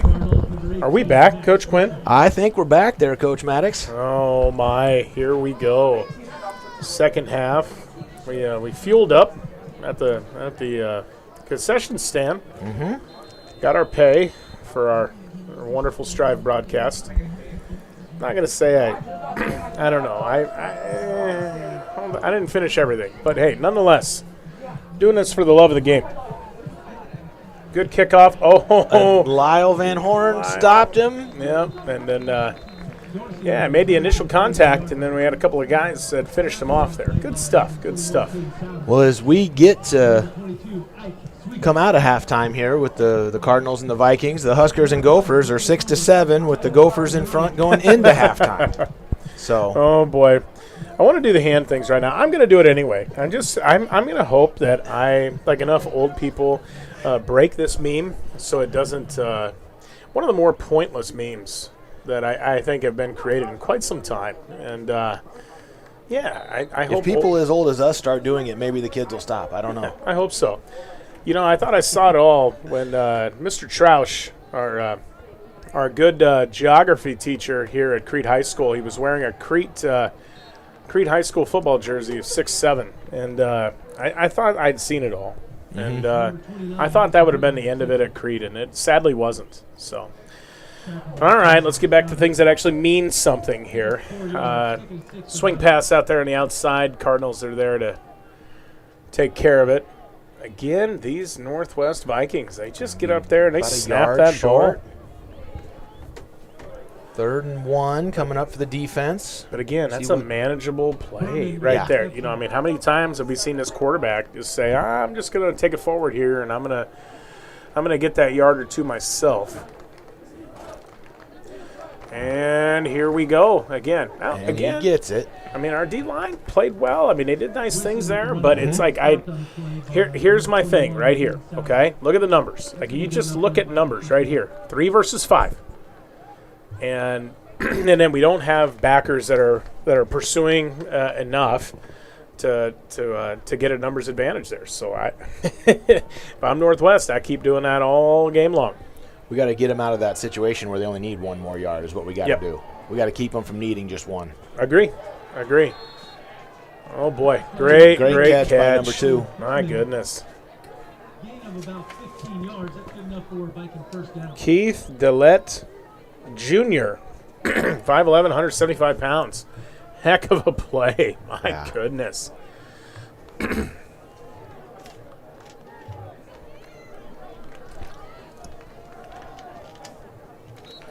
We'll go incomplete pass. Intended for Berman, falling incomplete.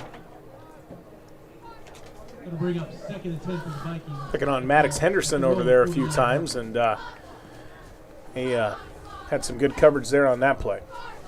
Without a doubt. POTUS is a guy that's been playing on that island out there all year for us, and we need him to keep going these last couple games and make some plays for us. I'll make a play there, Hans. Oh, man. All right, got him to step Got out of him. bounds. Nice job. Got his knee down. So we've seen that play.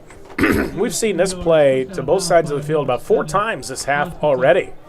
These swing passes here to the outside, definitely trying to take advantage of those safety rovers, whatever you want to call them. You know, Yeah. trying to.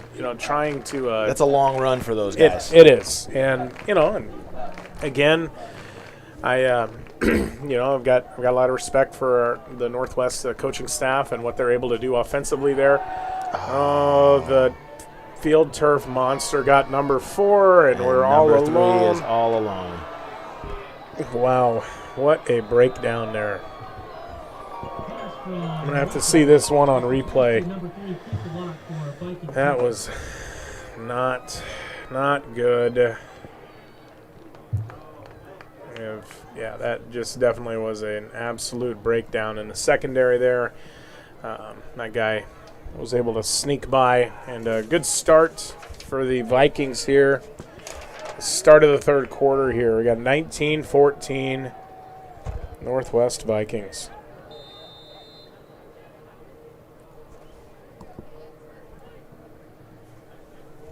We'll see if they go for 2 here. It would make sense, I mean, I guess at this point, and looks like we've got some trickery here.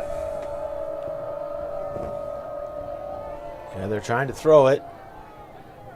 Nice. Nice defense. Didn't fall for it. Had the receivers covered and came up and stuck the big running back trying to throw the ball. Nice job. Steyer's working through a little. Grand Island Northwest 19 and your Crete Cardinals 14. Good stuff right there. All right. Well, let's see if the Cardinals can bounce back here and have a good offensive drive themselves. 7-6 for those of you that don't have a smartphone.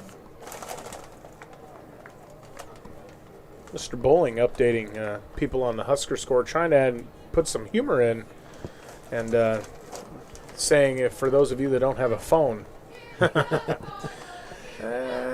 I'd change that to those of you that are really focused on this game. Yeah. Want to make sure you still know. Yeah, okay.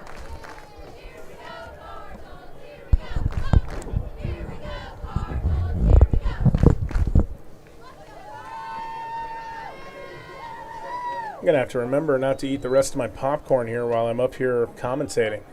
The sacrifices I make, to come up here and share my knowledge with the dozens of people tuning into this game right now. But nonetheless, we'll get going here. 84 set to kick off here for Northwest. I think the last game I watched, we had 125, so there were at least tens of people. Nice. Coach. There we go. Thank you very much. I cannot. But regardless of the number of people tuning in, our Crete Strive crew does a great job, led by Mr. Absolutely. Travis Coe. These guys, I mean, we just walked up here and we got a screen to watch replays. We've got a great view of the game. No These doubt. guys absolutely set us up to bring you guys the best high school football TV experience we can. No doubt. And it's great. You know, like in my own family's experience here, you know, like with Strive, you know, my wife can watch this game while she's at my daughter's softball game. My mom can watch in York.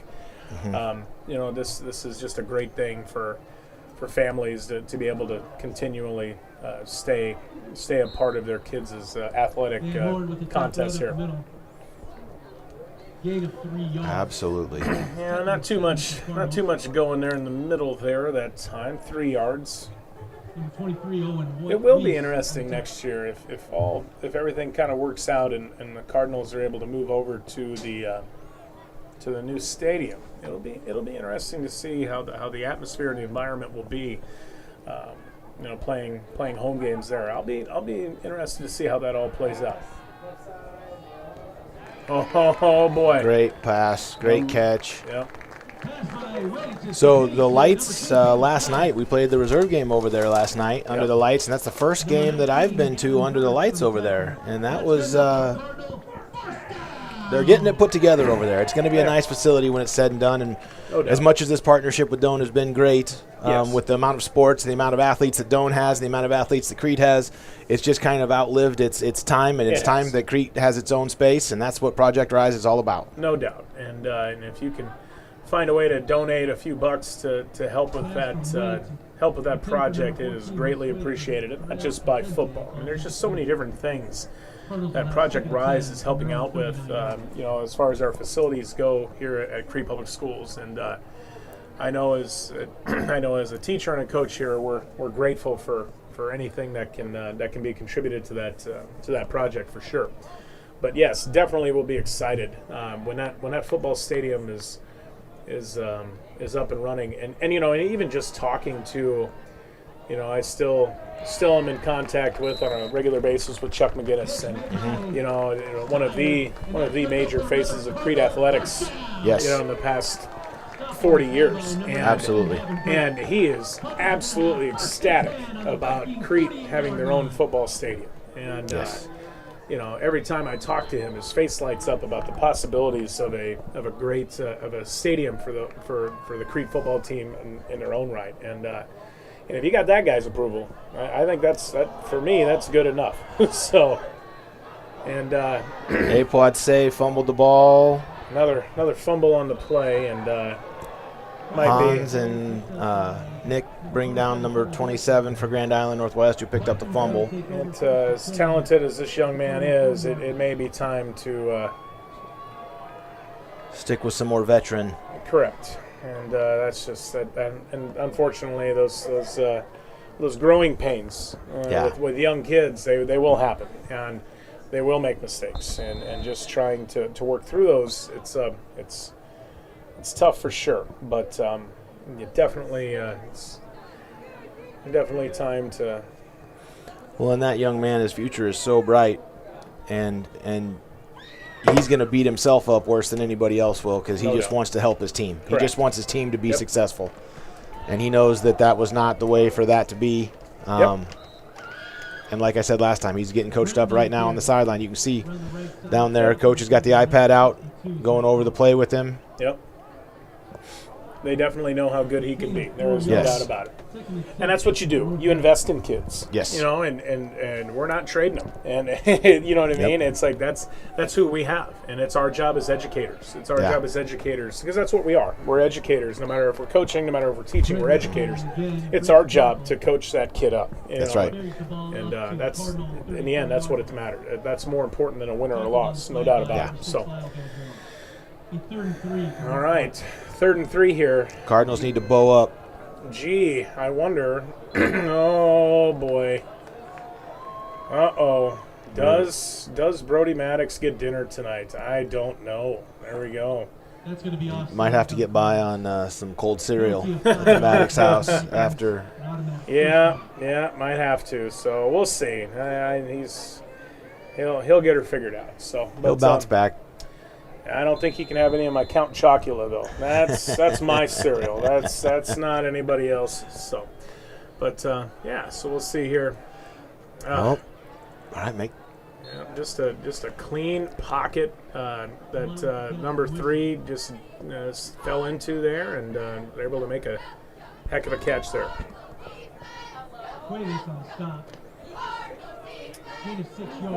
This is going to be really important here for Crete to have a defensive stand. It's even if they do get 3 out of this, you're still within 8, and we gotta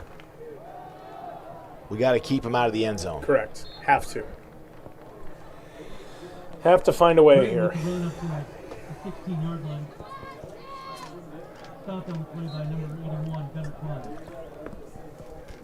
Oh, the coaches are coached up Brody, and he's back on the field. Kids these days. All right. Yeah, Northwest really trying to burn some time and been going with the run game a whole lot this half. A lot of high efficiency plays. You know, the swing passes, things like that, short passes.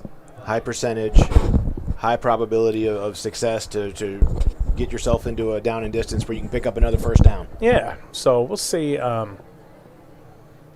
We'll see if we got some answers here. So again, though, I do like the answer that Crete applied here with the 4-man front. I think that's been a little bit better here. And is there any flag? Any flag? Any Nope. flag? No flag. No All flag. right. Good defense by POTUS there. I like it. Maddox Henderson on the coverage.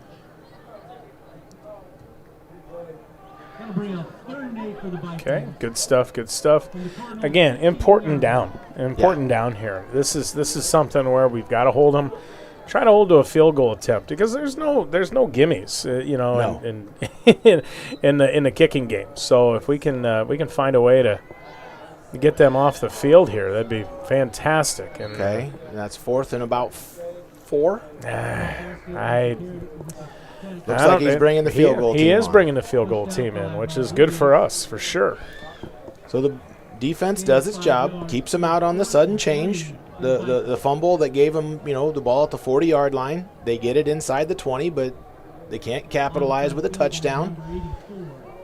And like you said, maybe this is a missed field goal. Maybe we get a block. We had one at the end of the first half. Who knows what can happen?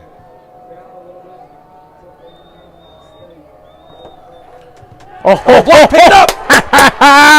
Come on, buddy.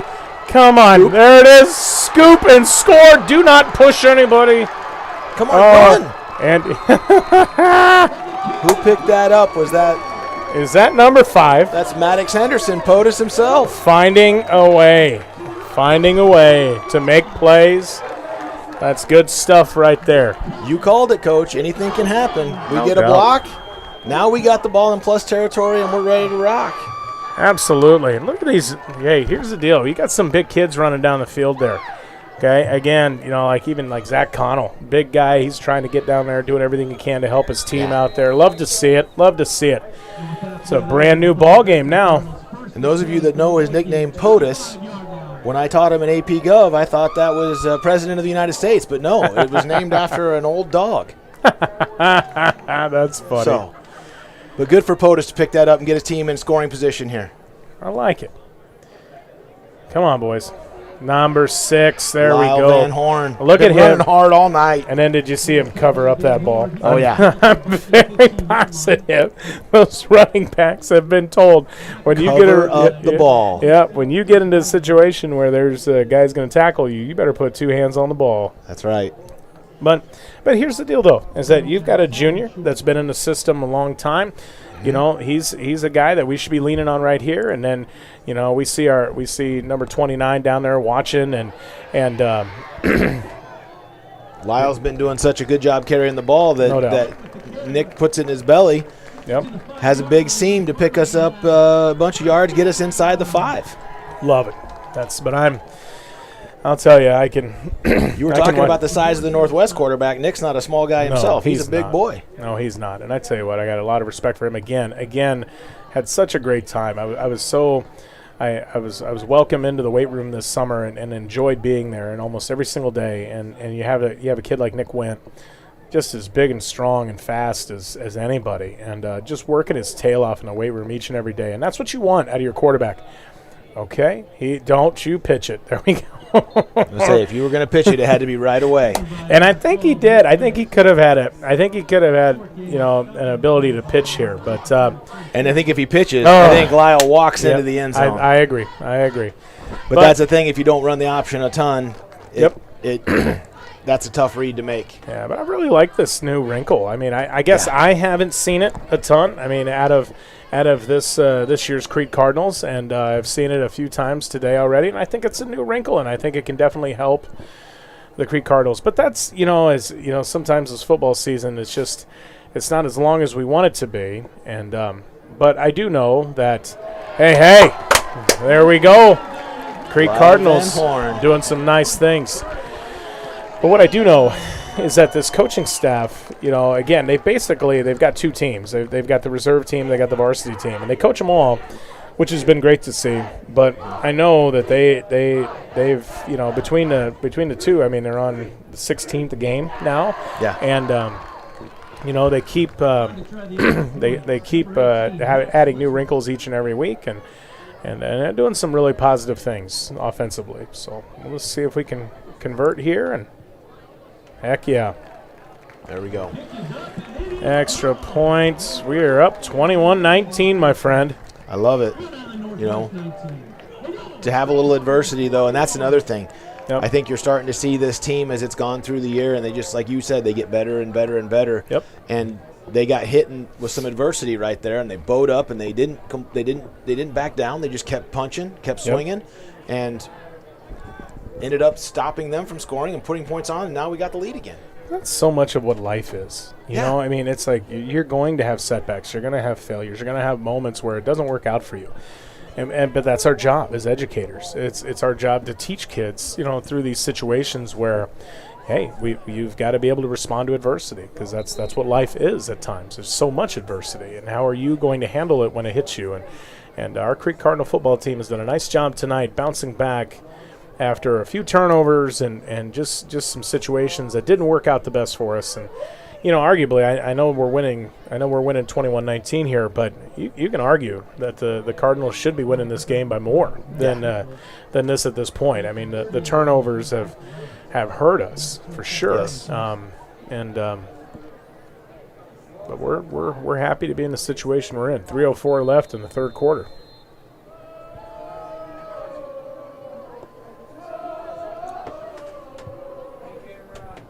Like it. There we go. Caught at the 5. Uh-oh. Oh, yeah, okay. They got one of the holds at least. Okay. I was worried that we were going to get somebody flagged for a late hit over there, but Well, there didn't were happen. a couple holds they could have called, and it looks like they got 1 or 2 of them. I like it. We'll take all the holds on the other Northwest. team. Yeah, on the other team. Yes, we'll take all the holds. You were talking about adversity in life. Coach McGinnis and Coach Doug Nielsen used to say things like, don't flinch. Yep. Don't flinch. Something bad happens, next play, something good will happen. Just keep grinding. And that last series was a great example of the Cardinals just not flinching, not letting it get to them, and just rolling with it and just keep playing the next play. It looks like they're going to take the big lead. Yep. And we blocked the field goal, and I just love to see that out of our kids, building that resilience and Absolutely, and it carries over. In like moments like this, it carries over not only to other sports, but it carries over in the classroom. It carries over in character situations that each one of these kids have to deal with, not only in the walls of Crete High School, but beyond. Yeah.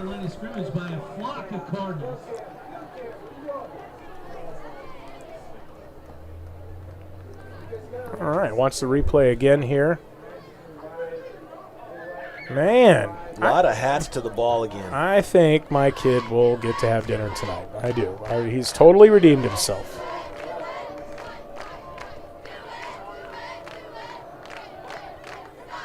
Swing pass again. But the question is, does he get some of your cereal? Nope. No? Okay. No. How many sacks does he need to get some of It'll have to be more than that. Count Chocula is only available in the month of October, so they don't even sell it here at Crete. My wife had to go get it for me in York, so Oh, wow. we got to find a way. We got to find a way to get my favorite cereal here in Crete here. But We'll talk to Peter Clark, who runs Food Mart, and see if we can't make something happen. what a good guy. There we go. Big All run right. down the left side. Yep. Oh boy, number 29 celebrating like he won the Super Bowl here. But nice play though. Nice play that he made for sure. And oh boy, flag on the play.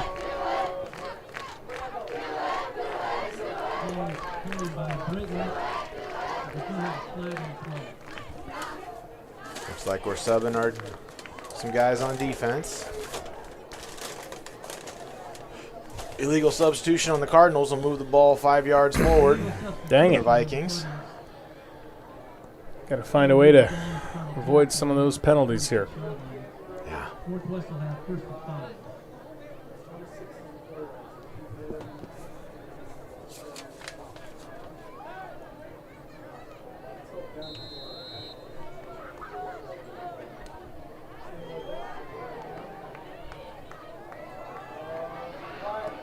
Get him. Come on, boys. Yeah. That was Love it. Ike Svitak. Nice. He's a freshman coming on a Mike Blitz up there, right up the middle, getting a quarterback sack on Friday night for a freshman. What Heck a great yeah. moment.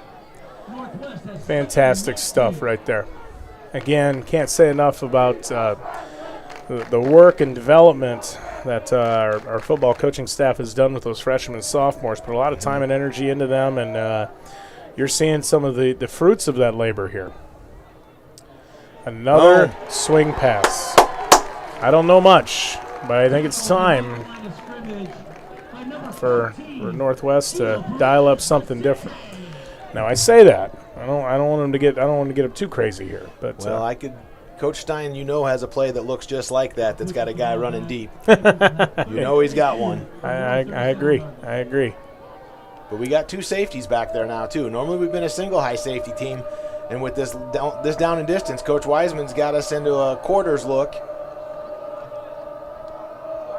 possibly even a cover 2, depending on how the corners play. Got some pass rush. Oh, screen. Oh, he dropped it. Thank goodness. All right, but we had 3 hats there and another one. And we were okay. You're right. We did. Big stop by the defense there. No we doubt. get back in the lead, and then the defense gets us off the field. Yep. And that's this next play could bring us to the end of the fourth. We've got 9 seconds play. left. What a play by the freshman. My goodness. Yeah. Sometimes those young kids, they don't know any better. You know what I mean? They just go on and play football. They're not thinking. They're just going, and it's good to see. Good to see a young kid making a big play in a big moment. Oh no. Please go out of bounds. Thank goodness. Okay. Sometimes it's better to be lucky than good, and on that play, we got lucky, but hey, we get the ball. Yeah. Oh boy. We got real lucky the way that bounced the way it did, but that's okay. There is no doubt. We're there. And here we go. We've got the fourth quarter coming up here for the Crete Cardinals. And it's exciting to see them take the lead over a good Northwest team. Yeah.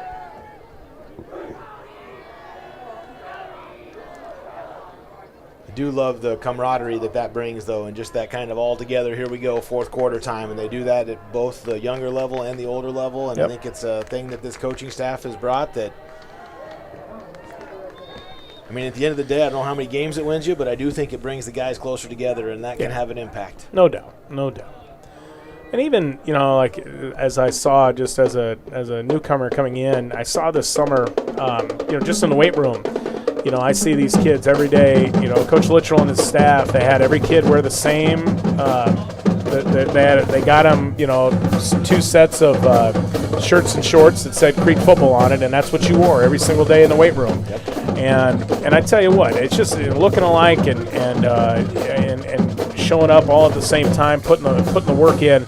There's something to be said about that. And the blueprint for being successful over time isn't like a crazy difficult blueprint, but it's little things like that make a difference. And that's we're starting to see some of those things here in the Crete football team. So I'm liking what I see. Well, and just another thing, watching the boys walk around every Friday with their ties on. Yep. You can always spot a Crete football player because they're in a tie on a Friday. And that's, once again, does that win you games? But it's part of the process that can be good to you because all the kids know that they're in this together with everybody else who looks just like them. I agree. I think it's a positive thing. Oh boy, the drums are going here at the start of the fourth quarter.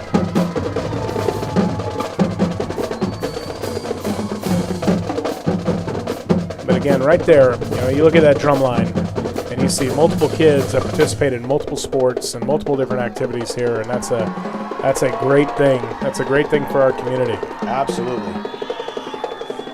And you got Alfredo down there playing a little solo, but now everybody's in. This is just,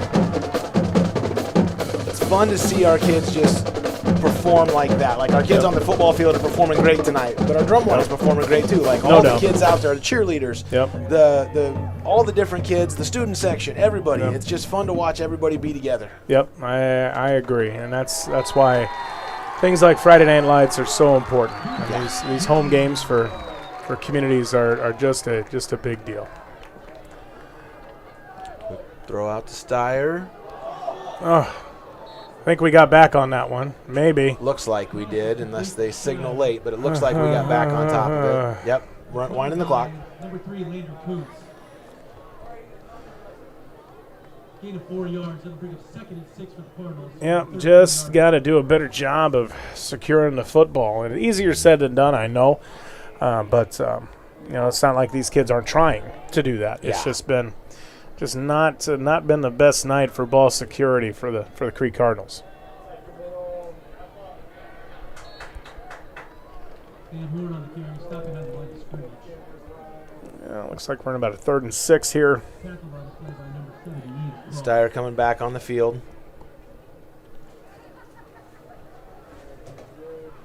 It's good because on the 3rd and this down and distance especially, we need him on the field. He's been our best receiver all year. 100%. Went looks to him.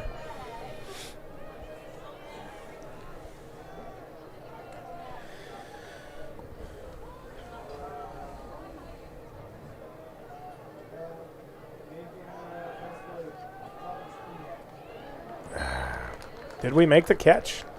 We did. We did. Landry Kuntz with a good catch out there. Heck of a play. I think he's a little bit dinged up here on the play. Looks like it might be cramping. He's reaching for his toes. He hasn't played both ways like this as much with Tristan playing corner most of the year. He hasn't had to play both ways, and now he's playing both ways as a young kid. Yep. Good to see him get up and run off the field because I know in a lot of his last couple years, he broke a finger last year. He had a wrist, I think, the year before. He's had a couple injuries every year during football, and so to have him get through this, I mean, good to see that's just a cramp because I don't want that kid to get hurt. Yep, no doubt. He puts so much into it and hasn't been able to finish a season. I tell you what, though, Coach Papik down there, Dan Papik, helping out. Yep. First with the water down there, does a great job helping out our boys each and every week. Nice. Little slide and little extracurriculars after that. And he got up and didn't seem to appreciate the guy falling on top of him there. Oh, fun stuff, fun stuff. All right, second and manageable now. Let's get a first down here, Cardinals, and keep the drive alive. Just keep that clock going. Keep it going. Here's this option. I love it. Just love it. Something about watching Crete Cardinals run the ball. Yeah. Just fun. Yeah, I'm not gonna. I reminisce a little bit. Those were some fun moments for sure. And I always enjoy a team being able to run the football. There's no doubt.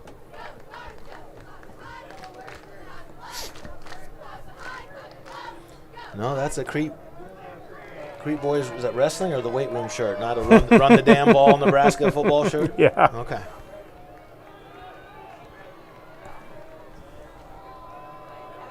Hans on the jet sweep. Oh, Hans.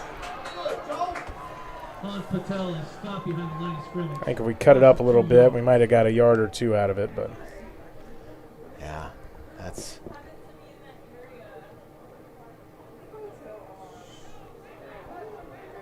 Got to make a couple more blocks on the edge if we're gonna be able to run that. I agree. Man, I tell you what, Huskers still losing to Minnesota 7-6, but concerning issue again is the amount of sacks that Minnesota has gotten tonight. They have already gotten 6 sacks. Third quarter just started. Incredible. Oh. It's another freshman, Jair Barrientos. Yeah, great kid. Yeah, just not necessarily setting him up for a lot of success there on that play here, but was able to hold on to the football and live to see another down.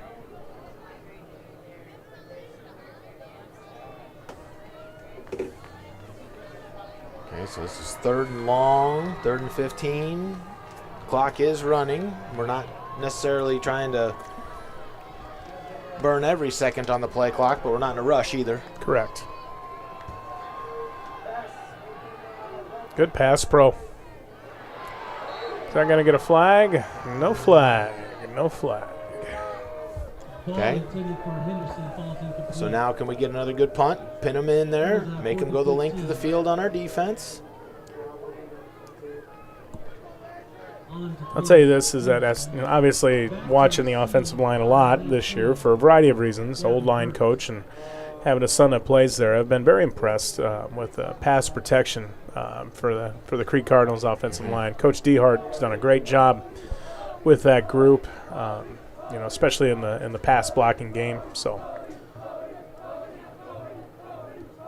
Well, then when he's not coaching up the Cardinals, he's patrolling the city, keeping everyone safe as a police officer here in town. So. Gotta love it. All right, nice punt. My goodness. Put him inside at the, 7-yard line? 7-yard line. Nice job. Good punt. Well-executed play right. And that's one coach that I've worked with called punt the most important play in football.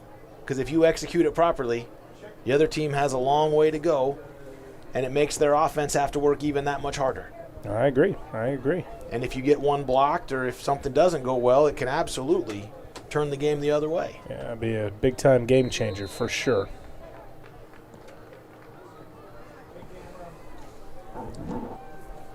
All right, 8:08 left in the fourth quarter here. Cardinals up 21-19 for those just tuning in now.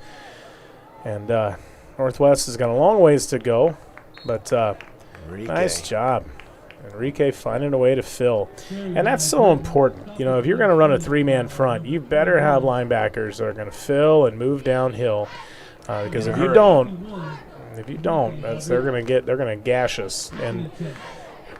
And again, defensively, we've played a lot better as the years went on.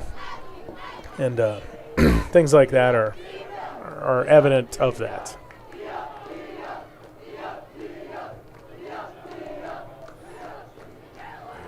Got to make a play. It's going to be a first down, but Yep. that's still a Catch from Wissing is complete to Mater. Shut down on the play by number 3, Landry Kuntz. It's good enough for a Viking first down. It's tough when you're playing in that zone back there and a guy runs an out and you're. They're on 17 yards. Yeah, no doubt. It's definitely, those out patterns are very, very difficult to manage and cover there. Okay, another first down looks like for Northwest. About an 10 or 11 yard gain. Push out on the play by number 5, Maddox Henderson. Vikings will have another first down at their own 27-yard line.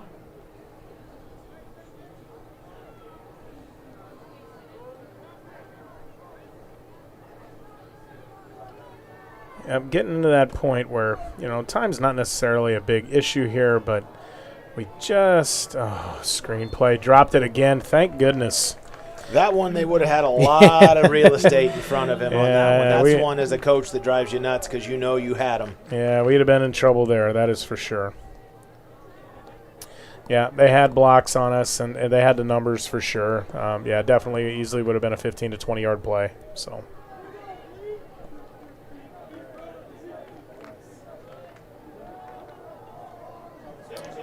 Oh, we took a chance there, and when you take that chance and don't get it.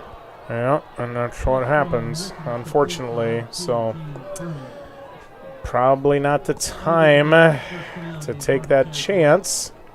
Well, it's one of those, if it's hero or zero. You're either you make a great play and you're the hero, or the guy's running the other way.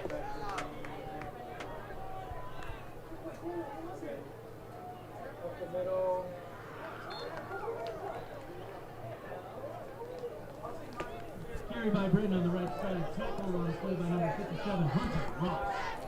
I tell you what, this hurry-up offense, this is what it's really, really difficult on those D linemen. Yeah. They just can't sub fast enough when this type of stuff is happening here, and so you get caught. You get caught with D linemen that are exhausted, and it's just they're still getting a good push there. There's no doubt, but. Wow, what a play. Way to keep the play alive by the quarterback there, and that's hard to cover for that length of time at the back end. Yep, no doubt. You had 4 D linemen. Well, you had 3 backers or 3 linemen and a linebacker that was blitzing in there and just weren't able to finish. That's for sure. So.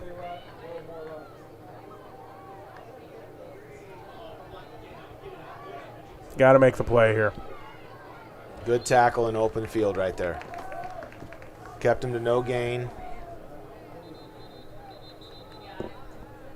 That's Dyer. Pass complete to Austin. Tackling on the play by Can't tell. Oh, it was Grayson Kane, another sophomore that's in the game trying to make a play for his team.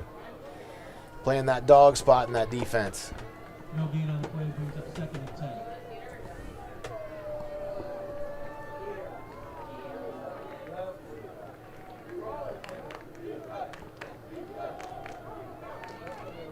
That's too much. Yep. And, unfortunately, that's the 2nd and 10, and then you're now at 3rd and 4. Yeah. Tackled by Gunnar Klein. 3rd and 4. Gunnar Klein, another sophomore. It's just a lot of those guys are starting to – they're needed on Friday nights because those older guys can't keep playing. Like you said, the pressure of this tempo is starting to cause some of those older guys to need a break. Tackled on the play by number 22, Ike Sweeton. That gives Northwest another first down.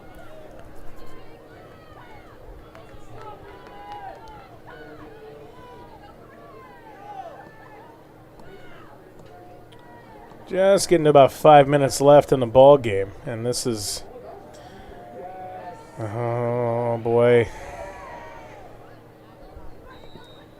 This quarterback, I tell you what, time and time again. Now that's a negative play there, so that wasn't that didn't work out the best, but his ability to roll out and extend plays is pretty darn good. And he's going to be a problem for teams in the next 2 years, that's for sure. So only a sophomore. When those schedules come out in February, if you got Northwest, you know you're going to play this kid for the next couple of years. Yep. Good read on the zone read right there. Oh, my. That's a tough one right there.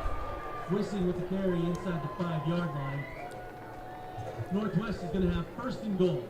Tackled on the play by number 13, Grayson Kane.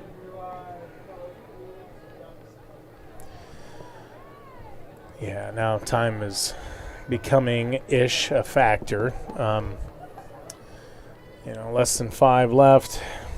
Definitely enough time for Crete to get the ball back and make some things happen. No doubt about it. We talked about it earlier. If they can bow up, though, and force a field goal, you never know what can happen. Yep, absolutely.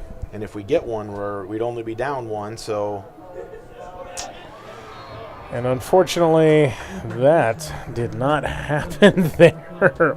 Nope. Northwest takes the lead on the quarterback draw, 25-21 with 4:15 left in the fourth quarter. So now, Coach, I would think would go for 2 here. Northwest is lining up to go for 2.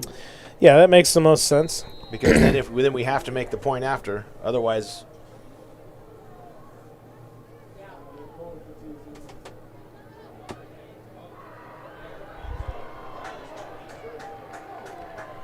Bobbled in for the 2-point conversion. Only 4:15 remaining in the fourth quarter. Northwest Vikings 27, Crete Cardinals 21. Tell Coach Weisman is not happy with the effort on defense on the last 2 plays.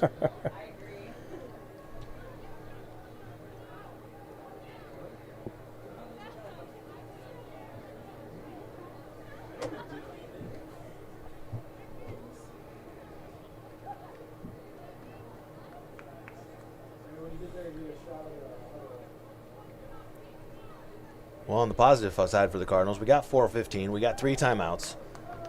You got an offense that can move the ball down the field a little bit, and then you got a touchdown and an extra point, put you back in the lead. Yep. So, as bad as it is to be losing with 4:15 left, we aren't in the worst position. Correct. We've got the opportunity here. It's right out there in front of us. Can the boys go out and take it? Yep. Starts with a good kickoff return. I agree. So, update on the Nebraska-Minnesota game. Looks like Minnesota's still up 7-6. Gophers have it on Nebraska's 34-yard line. 2nd and 3. Nebraska took a defensive timeout there. 4:37 left in the third quarter. And I tell you, Minnesota hadn't been really able to run the ball efficiently all year. But, man, they've just been running the ball like crazy tonight. And I'm blocking the back right in front of the official there. Yeah, that'll get you every time. Every time.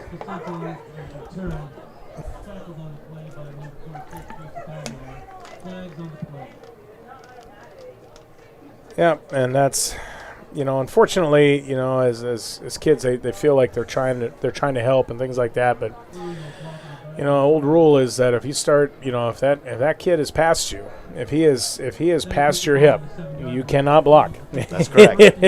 It's just a very, very simple rule. It's like if he is past your hip, you touch him, it's not going to be good. It's going to be a flag most of the time. Yep. So it's just again, it's those penalties like that. They're not out of malice or anything like that. It's an effort thing. Yes. They're trying to help, but unfortunately, it just did not work out. So, all right. So we'll see what the Crete Cardinals got in the tank here.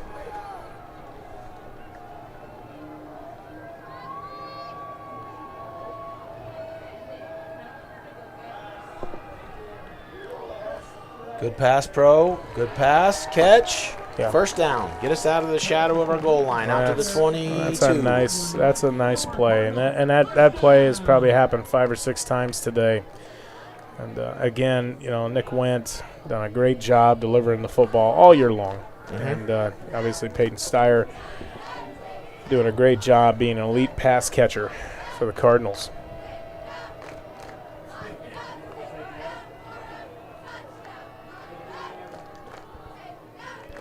Good throw and catch. You know, when you think about 2nd and 2. you think about good Cardinal receivers over the years. I struggle because I know we've had some, you know, on some of those great teams that we had in the early to mid 2000s, like when I was here in the late 2000s.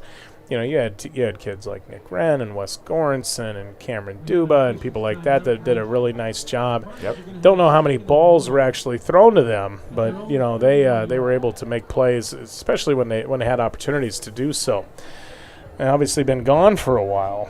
Mr. Quinn, what do you think? What are some good receivers, you know, in your time here at Corey Cockworth would be another one that would be shortly after those guys that you mentioned. 4-time state medalist Corey Cockworth. Yep. A couple others come to mind. Mr. Bradley was a great receiver for us. I watched him run through a cramp at a Beatrice game to put us in the end zone to win a game. Gotcha. That was an amazing play. Hunter Bradley, right? Hunter Bradley. Yep, got it. Is Okay. the one I was referencing. Yeah. Yep. Hunter. I know. There's been more. But I mean, the point I'm making is that Peyton Steyer. I mean, he is with statistics alone this year. He's having one of the best seasons ever. Yes, absolutely. As far as a Crete Cardinal receiver, there is no doubt. And you know, and to be fair, you know, obviously when you've got a pass-heavy offense, those things are going to happen. But Peyton has made play after play after play all year long. Yeah. So. Yeah. I tell you, Mr. Quinn, I'm kind of in that nervous stage here for Nebraska football right now. My goodness gracious. I need to quit looking at my phone, but, you know, I just, man. It's rough right now. I know. Huskers haven't been able to do anything offensively all night, and, you know, you worry about going down 2 scores to Minnesota playing at home. That might be too much for Nebraska to come back, but guess we'll see. But the real game is right here. That's right. We got 3:09 left. we got a first down for the Cardinals right there on that run by Lyle Van Horn. Yep. What can they do here? Yep.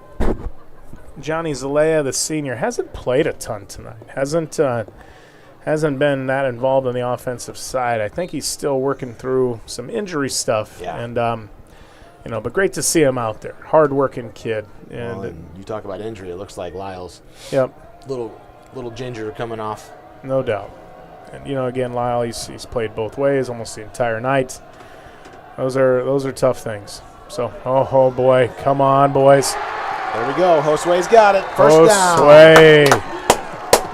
Come on, he landed kid. on the ball, and he's having a hard time getting up. You could tell the way he fell, like his stomach just looked like it fell right on the ball, and that hurt so bad. It does. Not that I would know, you know. I was never a receiver, so.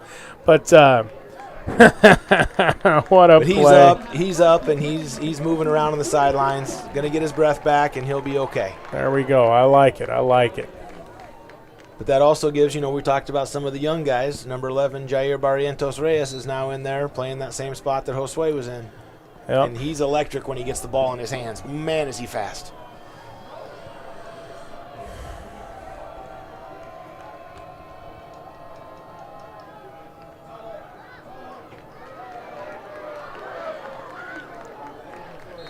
.240. We're at the 31. And here's the thing, though, because we gave up that touchdown, we have to score a touchdown. A field goal doesn't do us any good. Yep, have to. You were talking about going down 2 scores to the Gophers. They just scored again at 16-14. Gosh, dang it. That's still only 8 points. Yeah. 1 possession, but that's. Well, let's hope the Huskers can kick it in gear here, or this may be who knows? It could be an end to the Matt Rule rumors to Penn State right before our eyes. Well, he got some softball questions last week. If he loses this game, I don't think the questions will be softball anymore. It'll be more direct. Yeah, I don't. If I had to give my opinion there, I just don't. I read a good quote the other day that if Matt Rule goes 10-2 at Nebraska right now, he's a hero. But if he goes 10-2 at Penn State, he's getting run out of town. He's getting run out again. So I don't know. I think you get to a certain age, and I think that it comes down to your family and your what feels right. But again, though, guys at that level, they're uber competitive, and they want every challenge that you can. And I don't know. I hope he stays. I'm a Matt Rule fan myself, but I hope he stays. But his track record says that he likes to move on and he likes new challenges and those types of things. So I guess we will see. We will see. But again, bigger issue here. Can the Cardinals find a way? I don't know. 2:30 left. We're in range. We've come already from the 7 where we started all the way down to the 31. We're making good time. We've got plenty of time on the clock. Clock really is not a factor with 2:30 and 3 timeouts. We're not worried about, do we have to move quick? We just got to keep plugging away. Yep, you're right. We can still run the ball here. Absolutely we can. We got everything in our playbook is available right now. I like it. Just didn't. One block away from a big play. Just didn't get him. That's too bad. That's unfortunate. So good run by the senior. He gets the ball up to the Viking 28-yard line.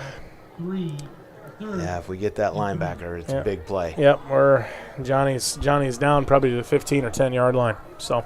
But even now, the clock's been running. It's still 1:55. We can still run the ball here on 3rd and 2. We can do everything we want. Here comes that option. I like Nick right there. Just get the first down. Don't worry about trying to be a hero there. Just get the first down. Clock will stop on the first down. If you pitch it, you should be able to, but something bad can happen. Yeah, I don't mind the keep there. On 3rd and 2, go get us a first down. Yeah, I don't mind the keep there at all. You got a big, strong quarterback, and Nick went. He put both hands on the ball immediately when he knew that he was getting into contact area there. And come on, boys. Oh, no. Oh, no. They can both move as long as they're not simulating a snap, and their movement was lateral. That shouldn't be. Legal procedure is the call.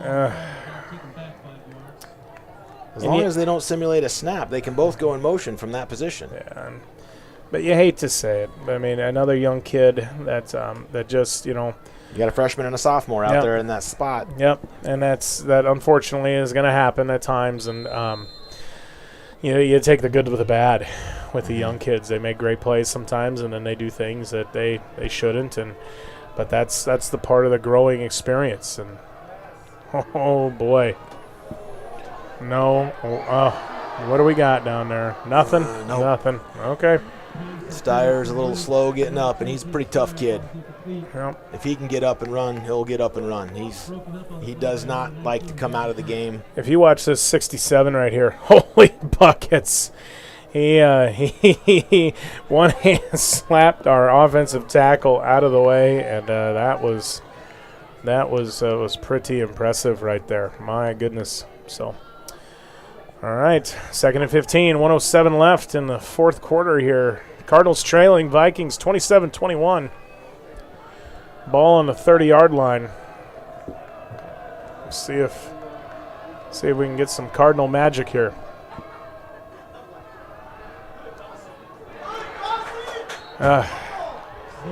Okay. 67. My goodness. That meme is haunting us right now. Yeah, it is. 2 plays and back-to-back plays here. This defensive end is blown up. Yep, he's made plays. Yep, that is unfortunate for sure. So, well, and here's the thing: it's 3rd and 15, but you don't have to get the first down here because you're going for it regardless. Correct. You're right. So you do not have to worry about picking up 15. Just get yourself 7 to 10 and give yourself a chance on 4th down to not have it be such a difficult play. I agree. Let's see what the Cardinals got dialed up here.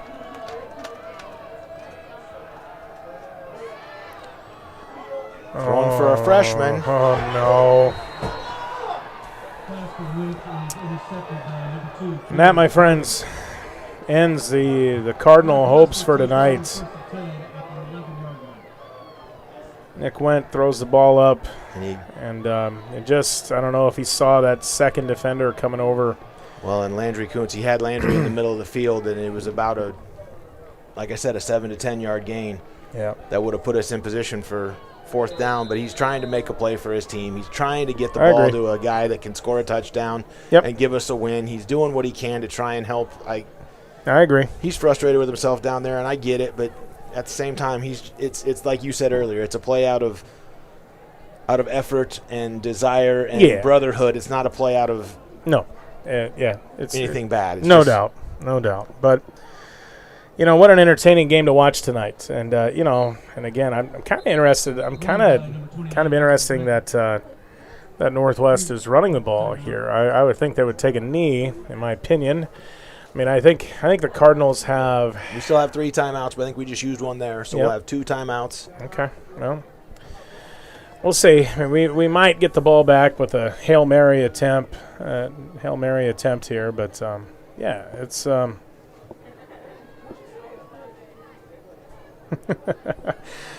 So I have a request now.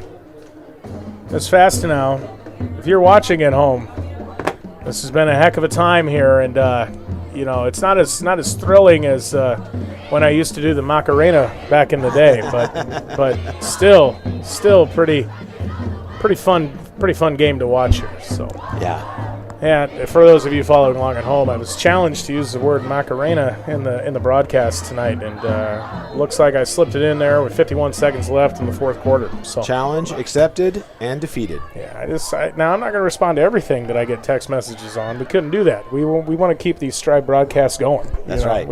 That's right. We've had an entertaining time tonight. So, well, we've done we tried to mix in some of the past, some of the old stories, but then keep it focused still on these kids and what they're accomplishing, because, like you said, this is the show. These kids are the ones that have put in the work and the time, and they deserve all the things that are coming their way. And they've fought their hearts out tonight.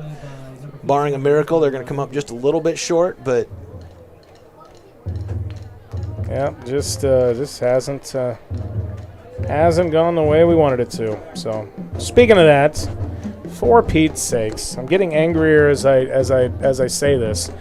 The end of the third quarter, Minnesota's up 14-6 on our beloved Nebraska Cornhuskers, and Minnesota's got the ball back. And hats off to Minnesota. I mean, but here's the deal: is that love him or hate him, PJ Fleck, head coach of the Minnesota Gophers, has done a great job year in and year out, and he has been a consistent thorn in the side of Nebraska for years now, and for a team like, for example, like what I talked about is that Minnesota hasn't been able to run the ball efficiently all year, but guess what? Defense coordinator John Butler knew that Minnesota was going to run the football, or at least try to, and they've been very efficient with the run game tonight and controlled the clock and just played outstanding defense. And we'll see if Nebraska's got some magic in the fourth quarter. I don't know, but I have my doubts at this point. All right. Come on now, Big play, Cardinals. 3rd and 4. We still have a timeout on the board. For a second. Yeah.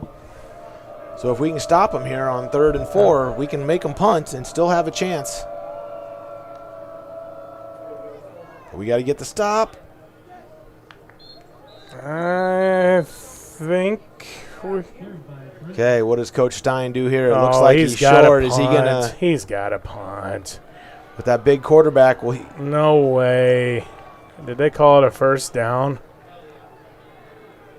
Oh, come on. When that guy on the far side who should have been spotting the ball came in, he was at least a yard shy. Man, I think it'll probably go to a measurement. It looks a little bit better than I thought it was going to. I thought we were in trouble for sure, but we'll see how the measurement goes.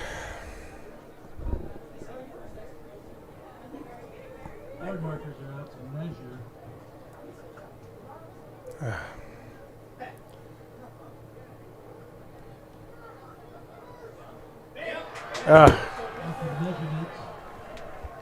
And boys, that's the ball game. That will be the ball game. And been a good game. There's no doubt about it. And us Crete Cardinals supporters, we wish we would have came out on top there. Looks like Northwest is going to have the ability to take a knee here and finish out there and get their third win of the season. Next week they play Lincoln Northwest, which you would assume will be a win there, and potentially Northwest could sneak in as that 15 or 16 seed in the playoffs here. And and and hats off to them. They played hard all night. They capitalized on Crete Cardinal mistakes, and they did just enough to win the ball game. Crete next week heads to Seward to finish out their season, and I don't know exactly how Seward's done tonight. So they play the York Dukes. Suppose I can look up on the old internet machine and see how they're doing. And so hopefully Northwest takes a lead. Ball game. The final score: Grand Island Northwest 27, York Crete Cardinals 21. Seward York 42-16. 42-16. Seward over York. That's going to be a tough one next week. But regardless, we're here to support our Crete Cardinals. Well, Yep. Mr. Quinn, had a great time with you tonight. You as well, Mr. Maddox. Thanks for being here. And that's us signing off. Thank you, guys. Yep.